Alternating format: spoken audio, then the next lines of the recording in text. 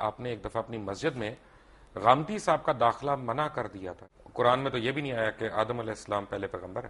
آدم جس طرح ہم کہتے ہیں اپنی کہانیوں میں ہماری ٹیکسٹ بکس میں لکھا ہوا ہے اور اما حوا اور یہ اور پسلی سے نکلنا یہ سب غلط ہے. پڑھنا اس کے سوری سامنے سجدہ سوکھا ہوا گارا نہیں ہے, لیس دار گارا ہے. اولڈ ٹیسٹمنٹ آپ مجھے سنا رہے ہیں. نہیں, قرآن بتا اولڈ ٹیسٹمنٹ شروع اس طرح ہوتا میں ہے. تو قرآن And مجید کا on the day one Lord said میں let there be Quran water and Majeed there was. یہ بھی طے پا گیا کہ آدم علیہ السلام پیغمبر نہیں تھے. اونٹ کو پیدا کرنے کا میں نے کہا اللہ تعالیٰ نے کیوں تشبیہ دی ہے. حابیل نے ایک بہن سے شادی کی, قابیل نے دوسری بہن سے شادی کی, تو یہ غیر اسلامی ہے. قبلۃ الاول بیت القدس کیسے ہے؟ پوری امت مسلمہ بے وقوفی کی بات ہے. تو خانہ کعبہ میں بھی تو 300 بت تھے نا. خانہ کعبہ میں بھی ہم سے پہلے کفار تھے. اگر وہ کل آ جائیں اپنی فردیں نکال کے کہ جناب اب اس کا جو ہے نا وہ ہمارے نام کر دیں رجسٹری, تو ہم دے دیں گے ان کو. میرا تھیسس یہ ہے بہت معذرت کے ساتھ کہ ہمارے تمام علماء دین اکابرین ہمارے, انہوں نے جو ہمارے مائنڈز میں گھوڑ کے پلایا ہوا ہے کہ یروشلم یروشلم بیت القدس قبلہ اول, یہ سب غلط ہے. اس میں کوئی صداقت نہیں ہے. بیت القدس ہمارا قبلہ اول نہیں ہے. میرے نزدیک آپ بہت غلط بات کر رہے ہیں. قرآن حکیم میں, قرآن مجید میں تو عذاب قبر کا کہیں ذکر نہیں آیا. تو ویسے مجھے آپ سے ڈر لگتا ہے, اوپر سے آپ جو ہے وہ پہن کے بھی سفید سب کچھ آ گئے ہیں, جیسے کفن باندھ کے آ جاتا ہے آدمی. سر سے نہیں باندھا جی, کفن سر سے نہیں باندھا. یہی تو ہم کہتے ہیں ہمارے علماء جو ہیں وہ خود اپنے سر سے کفن نہیں باندھتے, دوسروں کے بچوں کو بھجوا دیتے ہیں آگے ادھر ادھر. مجھے جو ایک بات پتا چلی اور بڑے وثوق سے پتا چلی کہ آپ نے ایک دفعہ اپنی مسجد میں غامدی صاحب کا داخلہ منع کر دیا تھا. اس کی کیا وجہ تھی؟ میں نے منع نہیں کیا تھا, اصل میں وہ وہاں آ کر جو ہے کچھ ایسی حرکتیں کرتے تھے کہ جس سے وہاں انتشار پیدا ہوتا تھا. تو ہمارے ایک صاحب نے اپنے طور پر جا کر ان سے کہا تھا کہ آپ ایک طرف تو ڈاکٹر اسار کو کہتے ہیں جاہل ہے اور گمراہ ہے, تو آپ یہاں کاہے کو آتے ہیں؟ تو بس اس کو انہوں نے سمجھا کہ گویا کہ یہ میرا حکم آیا ہے, لیکن میں نے کوئی روکا نہیں تھا. آپ نے میسج نہیں بھجوایا تھا ان کو, حالانکہ وہ آپ کے مسجد کے ساتھ رہتے تھے بالکل وہاں پہ, کافی دور رہتے تھے, وہاں سے ان کے بالکل پاس تو مسجد تھی ای بلاک. نہیں وہ گائے کرائے پہ لے کے تو نہیں آتے تھے نا, وہ جس طرح آتے تھے وہ 2 منٹ کی ڈرائیو تھی ان کے لیے. جو بھی تھا, لیکن یہ کہ بہرحال وہ ایک مسجد چھوڑ کر میرے پاس آتے تھے. مسجد ان کے پاس تھی ای بلاک ماڈل ٹاؤن کی قریب. آپ کی شخصیت اتنی محصور کون ہے کہ ان کو آنا پڑا. لیکن ان کے لیے میں نہیں ہوں, وہ مجھ سے بہت بنیادی اختلافات رکھتے ہیں تو ہم اور مجھے ان سے بہت بنیادی. تو ہمارے جو پیروکار ہیں ان کو ہم یہ حق دیتے ہیں کہ کسی کو بھی مسجد میں داخلے سے منع کر دیں. نہیں, میں نے منع نہیں کیا ہے, لیکن یہ کہ کوئی وہاں پر ایسی ایکٹیویٹی نہ کرے. آدم علیہ السلام کے ہم سارے واقعات ہم نے سنے بھی ہیں, پڑھے بھی ہیں. اما حوا یا بی بی حوا, ان کا ذکر قرآن مجید میں کس جگہ آیا؟ قرآن مجید میں آیا ہے دونوں سے خطاب کر کے کہ اے آدم تم اور تمہاری بیوی دونوں جنت میں حوا رہو. کا نام تو نہیں آیا. حوا کا نام نہیں ہے. اسی طرح حابیل کا نام بھی نہیں آیا. حابیل کا نام بھی نہیں ہے. دو اسی طرح بھائیوں قابیل کا نام بھی نہیں ہے. لیکن یہ واقعہ ہے. اچھا, تو یہ واقعہ بھی نہیں آیا کہ ہم نے حوا کو آدم کی پسلی سے بنایا؟ یہ نہیں, قرآن میں نہیں ہے. یہ ایک حدیث میں یہ بات الفاظ قرآن مجید جو انسانیت کو شروع ہونے کا بتا رہا ہے اس میں یہ کوئی واقعات نہیں ہے. قرآن میں تو یہ بھی نہیں آیا کہ آدم علیہ السلام پہلے پیغمبر ہے. نہیں, قرآن مجید میں آیا نا کہ جب ان سے کہا ان کا پیغمبری کا نہیں آیا. نہیں, اتر جاؤ. نہیں, اما یاتینکم منی ھدی, جب جب میری طرف سے ہدایت تمہیں آئے گی. گویا کہ اس کے پہلے سے اعلان تھا کہ ہدایت آتی رہے گی, اور وہی ہدایت وہی کی ہدایت ہے. جس کو وہ ہدایت آتی تھی وہ نبی ہوتا تھا. اصل میں قرآن مجید جہاں تک ہماری اور ویسے بھی قرآن مجید میں ایک مقام پر ان اللہ اصطفیٰ آدم و نوحا وآل ابراہیم وآل عمران علی العالمین, تو جہاں انبیاء کا ذکر ہے ان میں سب سے پہلے حضرت آدم کا ذکر ہے سورہ آل عمران میں. بڑی اچھی بات ہے ڈاکٹر صاحب. یہ دیکھیں نا, اصل میں جو میں نے جو آج تھوڑا سا پڑھ رہا تھا, کچھ پہلے بھی ہم نے پڑھا, تو آدم جو مجھے نظر آیا اس میں قرآن مجید میں, کیونکہ میں نے آپ کو عرض کیا تھا پہلے, تھوڑی سی میں نے بھی صرف پڑھی ہے, تھوڑی سی نحو پڑھی ہے, کوشش کی ہے. میں طالب علم ہوں, میں اگر میں سے گستاخی ہو جائے تو پلیز مائنڈ نہ کریے گا. آدم جو ہے وہ بنی آدم کا ذکر ہے قرآن مجید میں, وہ ایک شخص کا تو نہیں ہے. مثلا میں آپ کو ایک آیت دکھاؤں, پڑھ کے سناؤں. نہیں, لیکن بہت سی جگہوں پر آدم ایک کی حیثیت سے, اصل میں یا آدم اسکن انت وزوجک الجنہ, اے آدم تم اور تمہاری بیوی رہو جنت کے اندر. تو یہاں بنی کہاں ہے؟ وَلَقَدْ خَلَقْنَا, یہ آیت آپ سورہ اعراف کی پڑھ رہے ہیں، بالکل ٹھیک ہے، تو یہ قرآن مجید میں مختلف سورنا تعبیرات ہیں جی صورناکم وَلَقَدْ ثم قلنا خَلَقْنَاكُمْ للملائکۃ وَصَوَّرْنَاكُمْ۔ اسجدوا. اب اس سے اندازہ جو ہے یہ لگایا جا سکتا ہے کہ شاید پہلے ایک نوع جو ہے نوع آدم وہ پیدا ہوئی ہے، یعنی پوری ایک خلقت، ایک خلقت، ایک نوع، ایک آدمی نہیں، ایک سپیشیز، ایک آدمی نہیں، ان میں سے ایک آدمی چنا گیا ہے۔ یہ ہے در حقیقت اس آیت سے جو بات نکلی۔ تو جو ہمارے ذہن میں کانسیپٹس ہیں کہ آدم علیہ السلام، بابا آدم جس طرح ہم کہتے ہیں اپنی کہانیوں میں، ہماری ٹیکسٹ بکس میں لکھا ہوا ہے، اور اما حوا اور یہ اور پسلی سے نکلنا، یہ سب غلط ہے. پسلی سے نکلنے کا قرآن میں کہیں کوئی ذکر نہیں ہے، اور یہ غلط ہوا نا پھر. اب میں نہیں کہہ سکتا، اور لیکن یہ کہ قرآن میں ذکر نہیں ہے اس کا یہ مطلب اگر ڈاکٹر صاحب کوئی چیز قرآن میں نہیں ہے تو غلط ہے. قرآن مجید میں اگر ذکر ہی نہیں ہے تو غلط ہوا نا. نہیں، ضروری نہیں ہے، قرآن میں ہر شے تو نہیں ہے. قرآن مجید میں ایٹم بم کا ذکر تو نہیں ہے، تو یہ تو نہیں کوئی بات ہوئی. وہ تو ایک بات ہے جس کا ذکر کیا. ایٹم بم سے ہمارے دین کا تو تعلق نہیں ہے نا. نہیں، لیکن یہ کہ آدم حوا سے بھی بڑا آدم حوا سے کیا؟ آدم سے ہے، آدم نبی تھے. کون سی حدیث میں ذکر ہے حوا کا؟ کس کا؟ بی بی حوا کا. میں احادیث پر میری کوئی زیادہ نگاہ نہیں ہے، لیکن یہ کہ قرآن مجید میں ان کی زوجہ کا ذکر ہے. کیا یہ صحیح نہیں ہے ڈاکٹر صاحب؟ کیونکہ آپ اف آئی میں کم ٹو یو اگین، آپ کے ذاتی سوال میں کر رہا ہوں، کیونکہ آپ کی بھی ٹیچنگز وہی ہیں جو بہت پہلے جب آپ جماعت اسلامی میں ہوتے تھے، اور جب آپ نے جماعت اسلامی چھوڑی تو وہ ہم کہتے ہیں نا کہ جماعت ایک ایسا کمبل ہے کہ بندہ چھوڑتا ہے کمبل، لیکن کمبل بندے کو نہیں چھوڑتا. تو وہ آپ کے اوپر آج تک وہ حاوی ہیں ٹیچنگز. اس سے بہتر تعبیر یہ ہے جس نے کہا تھا کہ جو لوگ جماعت سے نکل جاتے ہیں ان میں سے جماعت نہیں نکلتی. یہ ایک بہتر تعبیر ہے کہ جماعت کا ایک بنیادی اب سردیاں آ رہی ہیں تو کمبل کا ذکر بہتر ہے، جس نے بھی کہا. لیکن اصل میں بات یہ ہے کہ بائبل تو ہے نا لائبریری آف بکس، جی ٹھیک ہے نا. جیسے جوش بائبل جو ہے 39 بکس ہیں، اسی طرح پروٹیسٹنٹ بائبل بھی 39 اور 27 ہے، کیتھولک جو ہے وہ 46 بکس ہیں. لیکن ایک بک ہے بائبل کی، اس کا نام ہے بارنباس، جس کے اوپر جتنے جویش فرقے ہیں، کیونکہ ان میں بھی بہت فرقے ہیں، اور جتنے عیسائی، یا عیسائی نہیں کہنا چاہیے، مجھے ایک میرے ویور نے کہا تھا جی مسیح کہا کریں آپ ہمیں، مسیح برادران کے فرقے ہیں، وہ ساروں کا اس سے اختلاف ہے کہ یہ ہمارا بائبل ہے. کیونکہ اس بائبل کا مقدمہ جو ہے مولانا سید ابو الاعلی مودودی نے لکھا، اور انہوں نے اس کو پاکستان میں بھی انٹروڈیوس کیا. اور اس بائبل میں اس طرح کی بڑی کہانیاں، اور یہ جو ببلیکل سٹوریز ہیں، ان کو آپ جو لوگوں نے، اور خاص طور پہ جماعت کے اولین لیڈرز نے، ہمارے مذہب کا حصہ بنا دیا. میں معافی چاہتا ہوں. پہلی بات تو آپ نے یہ کہی کہ بائبل کی سٹوری ہے، برنباس کو انکلوڈ نہیں کرتے یہ بائبل میں، کوئی نہیں کرتا. وہ نہیں، اس لیے ہم نے تو مقدمہ لکھ دیا ان کا. نہیں، وہ دوسری بات ہے. سوال پہلے یہ ہے کہ جو لوگ بائبل کے ماننے والے ہیں وہ بائبل میں برنباس کو انکلوڈ نہیں کرتے. اس کا یہ مطلب نہیں کہ برنباس درست نہیں ہے. برنباس اس لیے کہ 104 بائبلز تھیں، گاسپلز، ٹھیک ہے، جن میں سے چن کر 4 کو جو ہے کینونیکل قرار دیا گیا ہے. 100 bibles are there which are not canonical, apocryphal کہلاتی ہیں. وہ ان میں سے ایک برنبا بھی ہے. جو قرآن مجید کی میں نے آپ کو آیت کوٹ کی، اس میں تو لکھا ہے خلقناکم، کم تو پلورل ہے، تو اس کا تو مطلب ہے کہ ایک فرد واحد نہیں پیدا کیا گیا، ایک ساتھ پتہ نہیں کتنے لوگ پیدا کیے گئے، پتہ کتنے لوگ. کن فیکون تھا نا. میں نے عرض کیا نا، ایک species, homo sapien species which are an animal, اس میں سے ایک کو سلیکٹ کیا گیا اور اس میں اللہ نے روح پھونکی. And he became Adam. He was a person. وَلَقَدْ خَلَقْنَاكُمْ ثُمَّ صَوَّرْنَاكُمْ ثُمَّ قُلْنَا لِآدَمَ یہ تو سارا قُلْنَا لِلْمَلَائِكَةِ اسْجُدُوا لِآدَمَ. اب آدم کا لفظ آیا، پہلے جو ہے جمع کا صیغہ. آدم، جس طرح انسان کا لفظ قرآن میں آیا کہ انسان ایک فرد واحد بھی ہے اور انسان پوری انسانیت بھی ہے. الانسان بن جائے گا وہ. لیکن یہ کہ یہ اس میں تو انسانن ہوگا تو ایک انسان، الانسان تو سارے انسان، یا کوئی خاص معین. یہی آدم کے لیے بھی ہے. سو وی کین ریسٹ ایشورڈ کہ یہ جو ببلیکل سٹوریز ہم پڑھ رہے ہیں، یہ ان میں صداقت نہیں ہے. ہم نہیں کہہ سکتے. اصل میں ان چیزوں کی انٹرپریٹیشن کے اندر اختلاف ہو سکتا ہے، لیکن یہ ہے کہ آدم جو ہیں وہ سلیکٹ کیے گئے. 2 مرتبہ قرآن میں آیا ہے کہ فرشتوں سے میں نے کہہ دیا تھا کہ میں ایک بشر بنانے چلا ہوں، انی خالق بشرا من صلصال من حمأ مسنون فاذا سویتہ ونفخت فیہ من روحی فقعوا لہ ساجدین. میں ایک بشر بنانے چلا ہوں جو مٹی سے جو سوکھا ہوا گارا ہے اس سے جب میں اس کی تکمیل کر لوں اور اس کی نوک پلک سوار دوں اور پھر میں اس میں اپنی روح میں سے پھونک دوں تو گر پڑنا اس کے سامنے سجدہ۔ سوکھا ہوا گارا نہیں ہے، لیس دار گارا ہے، لیس دار بھی کہا، سوکھا نہیں کہا۔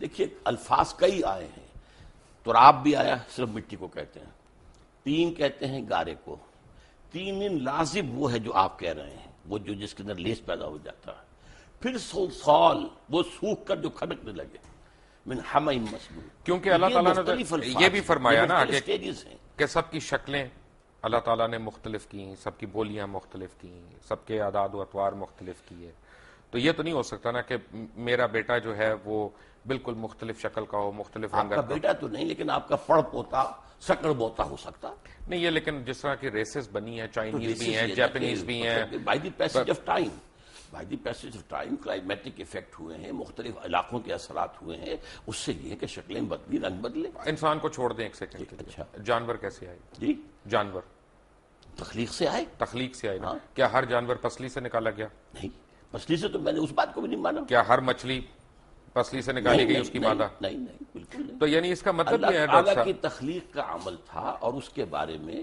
ایک ایوولوشنری پروسیس کو مانا جا سکتا ہے۔ میں تھوڑا سا کنفیوز ہو گیا، جی میں اصل میں طالب علم ہوں، میں سیکھنے کی کوشش کر رہا ہوں کہ قرآن مجید جیسا معجزہ ہمارے پاس موجود ہے اور اسٹرینتھ میں ہمیں بائبل کی سٹوریز لینی ہے اس کو انٹرپریٹ کرنے کے لیے۔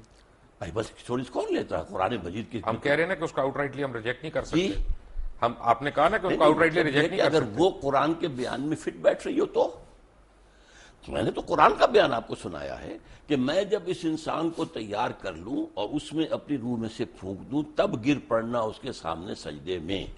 وہ روح جو ہے جس کا خاص تعلق ذات باری تعالیٰ کے ساتھ ہے۔ اچھا، جب یہ سجدے میں گرے تو ملائکہ سارے، جن کا سردار اس وقت ابلیس تھا، تو وہ فرشتہ نہیں تھا، نہیں جن تھا، جن لیکن سردار تو تھا، کان من الجن، سردار بھی نہیں تھا، لیکن اس وقت اشرف المخلوقات تو تھا۔ اس کو یہ کہا جا سکتا ہے کہ وہ اپنی عبادت اور ریاضت اور علم میں نمایاں ہو گیا۔ ابلیس نے سجدے سے انکار کر دیا، تھا تو اگر یعنی ٹیکنیکلی میں دیکھوں تو ابلیس شرک سے انکار کر رہا تھا۔ شرک سے انکار کر رہا ہے ظاہری شکل میں، اور اللہ کا انکار کر رہا ہے اس کا حکم نہ مان کر، وہ تو کفر ہو گیا۔ بس تو پھر کفر ہو گیا پکڑ کہاں پہ ہوئی؟ ہے، پکڑ کہاں پہ؟ کفر پر، انکار پہ یعنی غرور پہ نہیں ہوئی جب اس نے کہا کہ میں مٹی غرور کا کی وجہ سے اس نے انکار کیا نا۔ اس کے اندر جو ہے ابا واستکبر وکان من الکافرین، اس نے استکبار کیا، اس نے صاف کہا خلقتنی من نار وخلقتہ من طین، بالکل صحیح، خدا تو نے مجھے تو بنایا ہے آگ سے، اس کو بنایا اس کو بنایا مٹی سے، وہ بھی لیسدار مٹی سے، تو طے یہ پایا۔ لیس دار کا دس دوبارہ آپ لے آئے، میں نے لے آپ کو آیا، بتایا تھا میں کہ لے وہ آیا۔ ایک لفظ ہے، تراب بھی ہے جس کے معنی صرف مٹی ہیں، تین بھی ہے جس کے معنی گارا ہیں، تین لازم کے وہ معنی ہیں جو آپ کر رہے ہیں۔ تراب ہے، ثم قال لہ کن فیکون۔ ہاں تو لیکن تراب صرف مٹی کو کہتے ہیں، یہ لیسدار ویسدار کہاں سے لے آیا آپ اس میں؟ وہ لیسدار اس میں ہے، تین لازم۔ جو آپ کہہ رہے ہیں وہ سورۃ المومنون میں ہے، 12 نمبر آیت میں ہے کہ ہم نے انسان کو مٹی کے ست یا جوہر سے، اسے سوکھی مٹی سے اس سے بنایا۔ من سلالۃ من طین، جی، اور سورہ سجدہ کی آیت نمبر 7 میں بتایا گیا کہ جو بھی چیز اس نے بنائی خوبی بنائی، اور انسان کی تخلیق کی ابتدا مٹی کے گارے سے ہوئی، گارے سے، تین ٹھیک ہے نا؟ ابھی اس میں لفظ لیس نہیں آیا، آپ نہ ایڈ کیجئے لیس اس میں، لیس آئی سورۃ الصفت میں، ٹھیک ہے، آیت نمبر 11 میں۔ صفت کوئی صورت نہیں ہے قرآن کی، صاف صاف، سوری، میں آپ سے سیکھنے کے لیے تو بیٹھا ہوں یہاں پہ، میں سکھا رہا ہوں نا، میں بھی سکھاؤں گا آخر، بالکل آپ سکھاتے جائیں، ہم سیکھتے جائیں گے۔ تو اس کا مطلب ہے کہ غرور اللہ کو نہیں پسند، بالکل نہیں پسند۔ تو جب ہم یہاں پہ بیٹھتے اللہ کے حکم سے انکار اللہ کو پسند نہیں ہے، اللہ کے حکم کے غرور ہو تابع گیا ہونا چاہیے۔ غرور تھا، حسد تھا، اس لیے کہ وہ سمجھتا تھا کہ میں اعلیٰ ہوں۔ حسد تو بڑی عورتوں والی صفت ہو گئی۔ نہیں، مردوں میں بھی ہوتی ہے۔ اچھا، تمام یہودیوں کے بارے میں قرآن کہتا ہے حسدم من انفسہم، اے مسلمان جو تم سے حسد کی بنیاد پر یہ چاہتے ہیں کہ تم سے یہ نعمت جو ہے اسلام کی وہ چھن جائے۔ اصل میں تو وہ بھی مسلمان ہی تھے، لیکن انہوں نے حضور کو ماننے سے انکار کیا۔ بالکل، یہودی اور عیسائی یہ سارے مسلمان ہی تو تھے، ان کے دین ابراہیم ہے، اپنے اپنے وقت کے مسلمان تھے۔ یہ بڑی اچھی آپ بات بتا رہے ہیں مجھے، آنیسٹلی مجھے جو ہے نا اس کا تو یہ طے پایا کہ جب اللہ تعالیٰ نے کائنات کی تشکیل دی تو نہ صرف بنی نوع انسان بلکہ تمام جانور، جرند، پرند جتنے بھی ہیں وہ نر اور مادہ جوڑوں میں اس نے پیدا کیا، یہ بیک وقت نہیں ہے، اس کے اندر ایک ایوولوشن ہو سکتا ہے، لیکن کن فیکون ہے نا، کن فیکون اس کے بیچ میں ہمیں یہ نہیں پتا گیپ کتنا ہے. ہاں تو یہ اصل نا کن فیکون بھی قرآن میں آتا ہے، اور یہ بھی آتا ہے 6 دنوں میں پیدا کیا. وہ تو بائبلیکل اس ڈیز، کائنات کو قرآن میں ہے، بائبلیکل ڈیز کی بات قرآن میں ہے. ہاں لیکن آسمانی دنوں کی بات قرآن جو بھی کہا جائے 6 دن تو ان کی ڈیوریشن کا نہیں پتا. ڈیوریشن نہیں تو کوئی نہ کچھ تو ڈیوریشن ہوگی. 6 دن کم سے کم 24 گھنٹے والے ہوں گے یا 24,000 گھنٹوں والے ہوں گے، کوئی دن تو ہوں گے نا. اس لیے دیکھیے 2 چیزیں ہیں، ایک عالم امر ہے، ایک عالم خلق ہے. عالم امر میں اللہ کا حکم ہے کن فیکون، جو کہتا ہے فوراً ہو جاتا ہے. Time is not involved at all. Process is not involved either. No time, no process بھی نہیں ہے. پروسیس تو یہ اللہ کا کہنا. اور ایک ہے خلق، خلق میں آلویز ٹائم از انوالوڈ. آسمان و زمین 6 دن میں پیدا کیے، بچہ ماں کے پیٹ میں 9 مہینے میں. یہ تو اولڈ ٹیسٹمنٹ آپ مجھے سنا رہے ہیں. نہیں قرآن بتا، اولڈ ٹیسٹمنٹ شروع اس طرح ہوتا ہے. میں تو قرآن And on the day 1 Lord said let there be water and there was water. On the day 2 Lord said let there be light and there was light. میں نے تورات پڑھی بھی نہیں ہے زیادہ، لیکن یہ کہ میں سمجھتا ہوں کہ بہت سی چیزوں میں اتفاق ہے. ویسے ہمیں پڑھنی چاہیے تورات. تورات بھی اللہ کی کتاب ہے، ہماری کتاب ہے. ہم why do we have to be absolved from it? نہیں ہم یہ نہیں کہتے، لیکن یہ زیادہ جس کو میں کہہ رہا ہوں میرا موضوع نہیں ہم اور ایسی، لیکن میں نے جو کچھ پڑھا ہے تو مجھے اس کے اندر کوئی تضاد نظر ہم نہیں اور آیا. ایسی پڑھ ایک ہی بات کی تضاد نظر آیا. بائبل کہتی ہے کہ اللہ نے 6 دن میں کائنات بنائی، 7ویں دن آرام کیا. قرآن کہتا نہیں، وما مسنا من لغوب ولقد خلقنا السماوات والارض وما بینہما فی 6 ایام وما مسنا من لغوب. ہم نے 6 ہی دنوں میں آسمان و زمین کو پیدا کیا، لیکن ہمیں کوئی تکان نہیں ہوئی کہ آرام کی ضرورت. رائٹ. یہ بھی طے پا گیا کہ آدم علیہ السلام پیغمبر نہیں تھے. جس نے کہہ دیا آپ سے؟ کہاں پہ میں نے تو کہا، سورہ آل عمران کی آیت کا حوالہ آپ کو دے رہا ہوں، ان اللہ اصطفیٰ آدم و نوحا و آل ابراہیم و آل عمران علی العالمین. یہ تمام سلسلے جو انبیاء کے ہیں ان میں سب سے پہلے نام آدم کا ہے. آدم کا ہے، لیکن آدم وہ first نبی، وہ اس مخلوق میں سے ایک شخص چنا نکلا گیا. پھر اس کے بعد ان کی اولاد ہونی تھی. ٹھیک ہے. بریک میں آپ سے بات کر رہا تھا سورہ غاشیہ کی ایک آیت کی. میں آتا ہوں اپنے اصل موضوع کی طرف.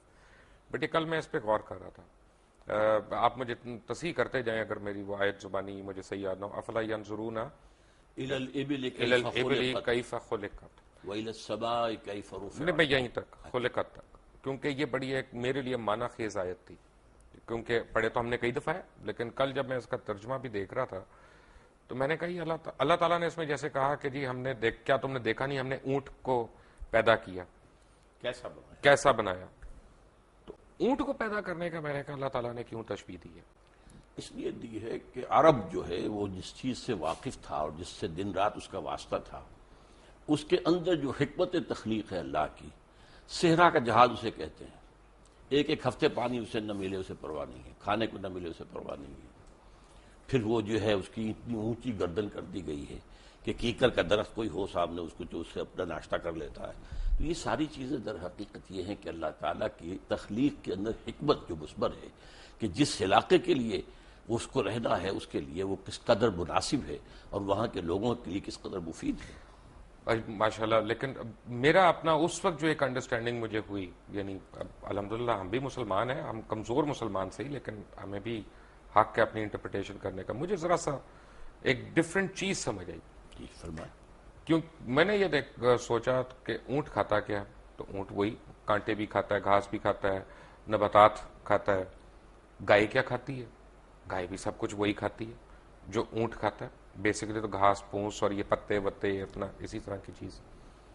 تو اس مناسبت سے اونٹ کو تو جنگل میں رہنا چاہیے، یا جس وقت وہ نخلستان میں آئے وہ وہیں پہ بیٹھ جائے اور وہ آگے جائے نا.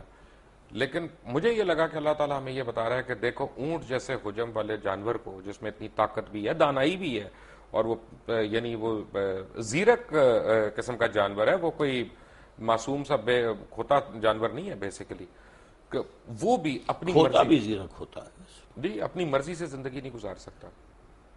اونٹ کو بھی وہ کرنا جو ہم اس کو کہہ رہے ہیں، حالانکہ اللہ نے اس کے لیے طے کیا، اور اللہ نے اس کو اس کے ماحول کے مطابق باڈی دی ہے، اس کی فزیولوجی ایسی دی ہے کہ جو اس ماحول کے اندر، اس کو پاؤں ایسے دیے ہیں جو ریت میں دھنستے نہیں ہیں، اتنے چوڑے.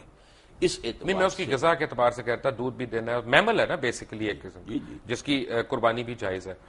گائے میں اور اونٹ میں ان کی غذا میں فرق کوئی نہیں، لیکن ان کے رہن سہن نہیں وہ تو ایکلیمیٹائز ہو کے ہوتا ہے نا. جو ہے وہ نباتات ہی کانٹا نہیں کھائے نہیں، نباتات ہی ہے نا، وہ تو سیلولوز وہی بنتا ہے نا جا کے، اس کے پیٹ میں جا کے وہی سیلولوز بنتا ہے. آپ تو ماشاءاللہ میڈیکل ڈاکٹر بھی وہ ہیں. تو میرے اور آپ کے پیٹ میں ہی بنتا ہے. رائٹ ڈاکٹر صاحب، میرے پیٹ میں تو پتہ نہیں کیا کیا بنتا ہے، اس کے بعد دوائیاں کھانی پڑتی ہیں. تو اچھا، تو طے یہ پایا کہ یہ سورہ مائدہ کی ایک آیت میں نے نکالی ہوئی، اور یہ میں اس کا ترجمہ پڑھ دوں اپنے ناظرین کے لیے کہ ان پر آدم کے 2 بیٹوں کی پیش گوئی، یعنی جو اللہ تعالیٰ نے آدم علیہ السلام کے 2 بیٹوں کی پیش گوئی کی، ان کا نام نہیں آیا، حابیل اور قابیل نام نہیں آیا. پیش گوئی کا لفظ نہیں، پیش گوئی نہیں، یہ وہ تو اس نے تشریح اوپر لکھی تو میں اس کا پہلے پڑھ گیا تھا. یعنی جو حابیل اور قابیل کا نام نہیں آیا، ٹھیک ہے نا، کہیں پہ 2 بیٹوں کا ان کا بتایا گیا. اب سوال یہ ہے، کیونکہ جب آپ نے یہ کہہ دیا نا کہ کافی پتہ نہیں ہزاروں سینکڑوں لاکھوں اللہ تعالیٰ نے انسان ایک ساتھ تیار کیے، ایک ساتھ پیدا کیے کن فیکون کہہ کے، تو پھر مجھے ٹھیس پہنچی ہے. اس کا مطلب ہے کہ انسیسٹ نہیں ہوا کہیں پہ، کیونکہ جو ایک عام تاثر ہم لوگ لیتے ہیں کہ حابیل نے ایک بہن سے شادی کی، قابیل نے دوسری بہن سے شادی کی، تو یہ غیر اسلامی ہے. اس کی تو کیونکہ اس وقت مخلوق اتنی زیادہ تھی تو انہوں نے دوسروں سے کی. پہلی بات تو یہ ہے کہ یہ بات قرآن میں نہیں ہے، البتہ احادیث میں ہے. اور ظاہر بات ہے کہ یہ انسیسٹ کب جا کے حرام قرار دیا گیا، اور جب تک حرام نہیں قرار دیا گیا اس وقت تک اللہ کی طرف سے جائز تھا تو ٹھیک تھا. ایسے یہ جان لیجئے کہ جو میں نے کہا تھا کہ ایک پوری سپیشیز تیار کی گئی ہے، اس میں سے 1% آدم ہے، اس کے بعد نسل آدم کی چلیے، باقی سپیشیز پوری جو ہے ختم ہو گئی. ٹھیک ہے، جیسے ڈینوسارس ختم ہو گئے، وہ سپیشیز ختم ہو گئی، ان کی اب نسل میں اب ظاہر بات ہے کہ اس میں بیٹا بیٹی ہو رہے ہیں، اب اس کو آگے کیسے چلنا ہوگا. بالکل صحیح کہہ رہے ہیں تو یہ ایک ایکسیپشن ہے. ڈاکٹر صاحب. پہلے نبی، پہلے پیغمبر سے ہم پہلے قبلے پہ آ جاتے ہیں. قبلۃ الاول بیت القدس کیسے ہے؟ نہیں، یہ مغالطہ ہے لوگوں کو. اس کو کہہ دیا جاتا ہے صرف اس لیے کہ حضور نے مدینہ تشریف آوری کے بعد 16 مہینے بیت المقدس کی طرف رخ کر کے نماز پڑھی ہے. اس کے بعد تحویل کا حکم آیا، لیکن قبلہ اول ہمیشہ سے کعبہ ہی تھا. تو ہم کیوں اس کو کہتے ہیں؟ وہ تو ایک درمیانی طور کے لیے اللہ تعالیٰ کا حکم تھا. نہیں، تو اس کا مطلب پوری امت مسلمہ بے وقوفی کی بات کر رہی ہے. نہیں، بالکل نہیں کر رہی. سب مانتے ہیں کہ قبلہ اول سب سے ان اول بیت وضع للناس الذی ببکہ تھا. پہلا گھر اللہ کی عبادت کے لیے جو بنایا گیا مکہ میں بنایا گیا، سمجھے آپ، وہ یہ خانہ کعبہ ہے. مکہ بکہ ایک سیم ورڈ ہے یہ، سمجھے آپ. تو اولا بیت وضع للناس الذی ببکہ، اور یہ آدم کی جو یہ سورہ آل عمران کی 3ری آیت ہے. نہیں، تیسری تو خیر نہیں، تیسری نہیں، غلط کہہ رہے ہیں آپ.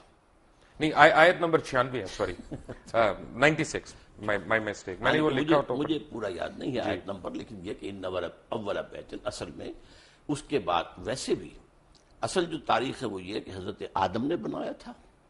اس کے بعد طوفان کی زد میں آ کر یہ ختم ہو گیا تھا، صرف بنیادیں رہ گئی تھی. پھر حضرت ابراہیم کو اللہ نے وہ بنیادوں کا جو ہے علم دیا، وہاں سے آپ نے اور اسماعیل نے اس کی تعبیر کی ہے. تو یہ وہ ہے کہ اس کے بعد سے وہ گھر. اچھا، جو پڑھنے میں آیا وہ یہ ہے کہ صفائی کی ہے، اس کی کلیننگ کی ہے، تعمیر اس کی یعنی چھت کی ہے، دیواریں تو قائم تھی. یرفع ابراہیم القواعد من البیت، جبکہ اٹھا رہے تھے ابراہیم اور اسماعیل اس گھر کی دیواریں، اس میں صرف بنیاد رہ گئی تھی اور اس کا اور کوئی نشان نہیں تھا. تو اس کا مطلب ہے کہ اگر ہم بیت القدس کو قبلہ اول کہتے ہیں تو ہم غلط کہتے ہیں. بیت المقدس جو ہے تو یہ ہمارے علماء کیوں نہیں بتاتے لوگوں کو؟ کیوں ہم جہالت کی طرف ڈالتے ہیں؟ یہ میرے خیال میں تو بتاتے بھی ہیں. کہاں بتایا؟ بتاتے ہیں. اصل میں ایک بات کہنے میں آ جاتی ہے، ورنہ اب تو 16 مہینے حضور نے اس کی طرف رخ کر کے نماز پڑھی، پھر جو ہے تبدیل ہوا ہے. اس حوالے سے کہہ سکتے ہیں اس پہ کہ بھی مکی دور، مدنی دور میں قبلہ اول جو ہے وہ بیت المقدس تھا، جس کی وجہ سے مسجد قبلتین سعودی عربیہ میں ہے. ٹھیک ہے نا. اب یہاں پہ بھی ایک تھوڑا سا میں سمجھنا چاہ رہا ہوں بیسیکلی قبلے کا لفظی مطلب کیا؟ رخ. قبلے کا مطلب رخ ہے. تو اگر میں نے آپ کی طرف رخ کیا ہوا ہے تو آپ میرا قبلہ ہو گیا. کہتے ہیں ہم قبلہ کعبہ، اپنے بزرگوں کو کہہ دیتے قبلہ کعبہ. اچھا، میری انڈرسٹینڈنگ ذرا سی ڈفرینٹ ہے. میری انڈرسٹینڈنگ میں ایمان کا رخ جو ہے وہ قبلہ ہے. نہیں تو خیر آپ فزیکل رخ نہیں، جو چاہے آپ کر لیں، میں روکتا نہیں. یعنی آج میں کلمہ پڑھ لیا، جو ہے اگر میں نے آج کلمہ پڑھ لیا تو آپ یہ کہہ سکتے ہیں آج اللہ تعالیٰ نے اس کا قبلہ درست کر دیا. یہ محاورے میں آپ استعمال کریں گے. قبلہ یہی ہے کہ جس طرف عبادت میں رخ کرنے کو کہا گیا ہے، وما جعلنا القبلة التي كنت عليها الا لنعلم من يتبع الرسول ممن ينقلب على عقبيه، اے محمد صلی اللہ علیہ وسلم، ہم نے یہ کچھ عرصے کے لیے جو یہ قبلہ تمہارے لیے مقرر کر دیا تھا، یہ اس لیے تاکہ ہم جانچ لیں کہ کون رسول کی پیروی کرتا ہے اور کون اپنی ایڑیوں کے بل مڑ جاتا ہے۔ کیونکہ عرب کے لوگوں کے لیے جو امیین تھے بنی اسماعیل، ان کے لیے تو قبلہ جو ہے یہ بیت المقدس، تو وہ جانتے نہیں تھے کس بلا کا نام ہے، وہ تو کعبے کو جانتے تھے۔ اب ظاہر بات ہے مہاجرین جتنے آئے تھے مکے سے مدینے، ان کی جو محبت تھی خانہ کعبہ کے ساتھ، وہ تو ان کی گویا کہ وہ تو آبائی جو ہے ان کا ایک عشق چل رہا تھا۔ تو وہ اب اس میں امتحان لیا ہے کہ آیا رسول کے حکم سے اب کیا ہو رہا ہے۔ جب حضور مکے میں ہوتے تھے تو آپ ایسے کھڑے ہوتے تھے نماز پڑھنے کے لیے کہ خانہ کعبہ بھی سامنے اور بیت المقدس بھی سامنے۔ اس کو کہتے ہیں استقبال القبلتین، ایک وقت دو قبلوں کی طرف رخ ہو جانا۔ ٹھیک ہے، اب مدینے آ گئے، جیسے اب مدینہ درمیان میں ہے، اگر آپ مکے رخ کریں گے تو پیٹھ ہوگا بیت المقدس کو، اور بیت المقدس کو رخ کریں گے تو پیٹھ ہوگی خانہ کعبہ کو۔ تو گویا کہ اللہ نے ایک امتحان کے طور پر مسلمانوں کو کہ آیا ان کے اندر رسول کی پیروی راسخ ہو چکی ہے یا نہیں۔ یہ کیا مجھے سمجھ نہیں آیا کہ اگر میں یہاں سے خانہ کعبہ کی طرف رخ کر کے نماز پڑھ رہا ہوں تو راستے میں ہندوؤں کا گردوارہ بھی آئے گا، سکھوں کا ٹیمپل بھی آئے گا، کوئی برما کی اپنا وہ ان کا بھی ٹیمپل آئے گا، تو میں ان کے بھی سجدے کر رہا ہوں، وہ بھی میرے قبلے ہیں؟ نہیں، سوال یہ ہے کہ اس وقت کیا شکل تھی جب حضور پڑھ رہے تھے مکے میں نماز، تو عورتوں کو شیوا نہیں تھی، اور جب یہ مدینے میں آ کر کیا ہے تب بھی کوئی چیز درمیان میں نہیں۔ اچھا، بات یہ ہے کہ حیرانی کی بات یہ ہے کہ اس وقت بیت القدس کا تو کوئی قیام ہی نہیں تھا جس زمانے کی آپ بات کر رہے ہیں، کیونکہ بیت القدس تو حضرت عمر فاروق نے بنوائی تھی بعد میں۔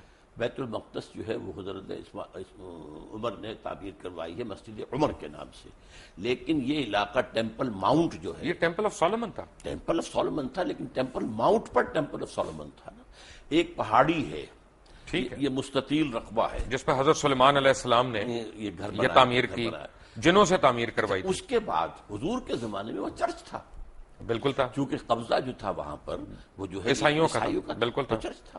تو اصل میں تو چرچ بھی مسجد ہے، مسجد بھی مسجد ہے، چرچ بھی مسجد ہے، سینیگوگ بھی مسجد ہے۔ سورہ حج میں اللہ نے فرمایا ہے کہ وَلَوْلَا دَفْعُ اللَّهُ النَّاسَ بَعْضَهُم بِبَعْضٍ لَهُدِّمَتْ صَوَامِعُ وَبِيَعٌ وَصَلَوَاتٌ وَمَسَاجِدُ يُذْكَرُ فِيهَا اسْمُ اللَّهِ كَثِيرًا۔ اللہ تعالیٰ اگر اس طریقے سے ایک قوم سے دوسری قوم کو دفاع نہ کراتا رہتا تو یہ ساری مسجدیں اور یہ سارے سلوتے اور سینیگوگز یہ سب کے سب ختم ہو گئے ہوتے۔ تو اس کا مطلب ہے کہ مسلمان جو ہیں وہ یہودیوں کی یا عیسائیوں کی عبادت گاہ کو سجدہ کرتے رہے کعبہ کو چھوڑ کے؟ سجدہ تو نہ اس کو کیا نہ کعبے کو کیا، سجدہ اللہ کو کرتے، قبلے کی ڈائریکشن پر۔ لیکن یہودیوں اور عیسائیوں میں بھی اختلاف تھا، ایک مشرق کی طرف جب وہ خود ٹیمپل آف سولومن کے اندر عبادت یعنی کرتے تھے، مسلمان خانہ کعبہ کو چھوڑ کے یہودیوں اور عیسائیوں کی عبادت گاہ کو سجدہ کرتے رہے، اس کو سجدہ نہیں کرتے رہے، اس کی اس طرف رخ رخ میں۔ کر کے اللہ بابا کی اگر ہم سجدہ خانہ کرتے کعبہ رہے۔ کو میں چھوڑ کے کہہ رہا ہوں تو میں رخ کی بات تو کر یہ رہا ہوں۔ ٹھیک ہے، میں تو بتایا آپ کو، اللہ نے اس کو امتحان قرار دیا ہے کہ آیا تمہارے اندر اپنا نیشنلزم اور ریشین وہ باتیں زیادہ مضبوط ہیں یا رسول کا فرمان زیادہ اہم ہے؟ ڈاکٹر صاحب طے ہو گیا کہ وہاں پہ تو ٹیمپل آف سولومن تھا جس ڈائریکشن میں مسلمان سجدہ کرتے رہے۔ بالکل۔ پھر شب معراج کا واقعہ ہوا، وہ بھی ٹیمپل آف سولومن سے اوپر گیا، ٹیمپل تو نہیں تھا وہاں اس وقت، ماؤنٹ کیا وہ تو ایک جگہ تو وہی تھی نا راک پر، ہاں اس جگہ پر جگہ تو وہی تھی، آپ اسے ٹیمپل ماؤنٹ کہیں، ٹیمپل ٹیمپل ماؤنٹ سولومن نہیں تھا۔ ٹیمپل آف سولومن بنا تو تھا نا وہاں پہ، وہ کبھی بنا تھا، نہیں یہ تو نہیں، ہسٹوریکلی تو تھا، اور بنایا بھی حضرت سلیمان علیہ السلام نے کر تھا، تو ہم کیسے حضرت سلیمان علیہ السلام کی بنائی ہوئی چیز کو انکار کر دیں؟ انکار نہیں کرتے، اس وقت وہاں نہیں تھا، وہاں ایک راک ہے جس کے اوپر اب ڈوم بنی ہوئی ہے۔ تو اس کا مطلب تو یہ ہوا نا کہ ڈاکٹر صاحب پوری دنیا کے مسلمان جو ہے ناجائز طور پہ اس پہ قبضہ کرنا چاہتے ہیں، اس پہ حق جتا رہے ہیں اپنا۔ پوری دنیا کے مسلمان تو ناجائز قبضہ نہیں کرنا چاہتے، وہاں پر جو قوم 2000 سال سے آباد تھی اس کو ڈسپلیس کس طریقے سے کیا گیا ہے۔ یہودی تو وہاں سے نکلے ہوئے تھے 2000 سال سے، وٹ کلیم ڈڈ دے ہیو، جس کو قائد اعظم نے کہا کہ انلیجیٹیمیٹ چائلڈ آف دی ویسٹ، اور اقبال نے کہا کہ ہے ارض فلسطین پہ یہودی کا اگر حق ہسپانیہ پہ حق نہیں کیوں اہل عرب کا؟ ویسے میں کہتا ہوں ہوتا ہے شب و روز تماشا میرے آگے کہ علماء دین بھی آج علامہ اقبال اور قائد اعظم کو کوٹ کرنے پہ آ گئے، جن کا اس وقت آپس میں بالکل کلیش تھا، سیریس کلیش تھا. بات یہ ہے کہ حق نہیں ہے. آپ کو آپ ہو رہا ہے. میں علماء دین میں سے نہیں ہوں، دین کا خادم ضرور ہوں، لیکن میں تو اپنی نوجوانی میں مسلم اسٹوڈنٹ فیڈریشن کا بڑا تیز ورکر تھا اور ضلع حصار کی اسٹوڈنٹ فیڈریشن کا جنرل سیکریٹری تھا، اور میرے اوپر پہلا اثر جو ہے وہ علامہ اقبال کا ہے. رائٹ. تو اس کا تو مطلب یہ ہوا نا کہ آپ ان لوگوں کو برا کہہ رہے ہیں کہ جنہوں نے وہاں پہ زمینیں خریدی، وہاں پہ اپنے آپ کو آباد کیا، کیونکہ اگر آپ سچ پوچھنا چاہتے ہیں تو فلسطینیوں نے تو پیسے لے کے زمین بیچی تھی، ان کے پاس رائٹ آف وے ہے اس کا سارا. آپ کس طرح ان کو ڈسپلیسمنٹ کی بات کر رہے ہیں؟ رائٹ آف وے نہیں تھا ان کا، اس لیے کہ جب ہینڈ اوور کیا ہے یروشلم عیسائیوں نے حضرت عمر کو، تو جو انہوں نے ڈکٹیٹ کرائیں ہوئی ٹرمز، ان میں سے ایک یہ تھی کہ آپ یہاں یہودیوں کو آباد نہیں ہونے دیں گے.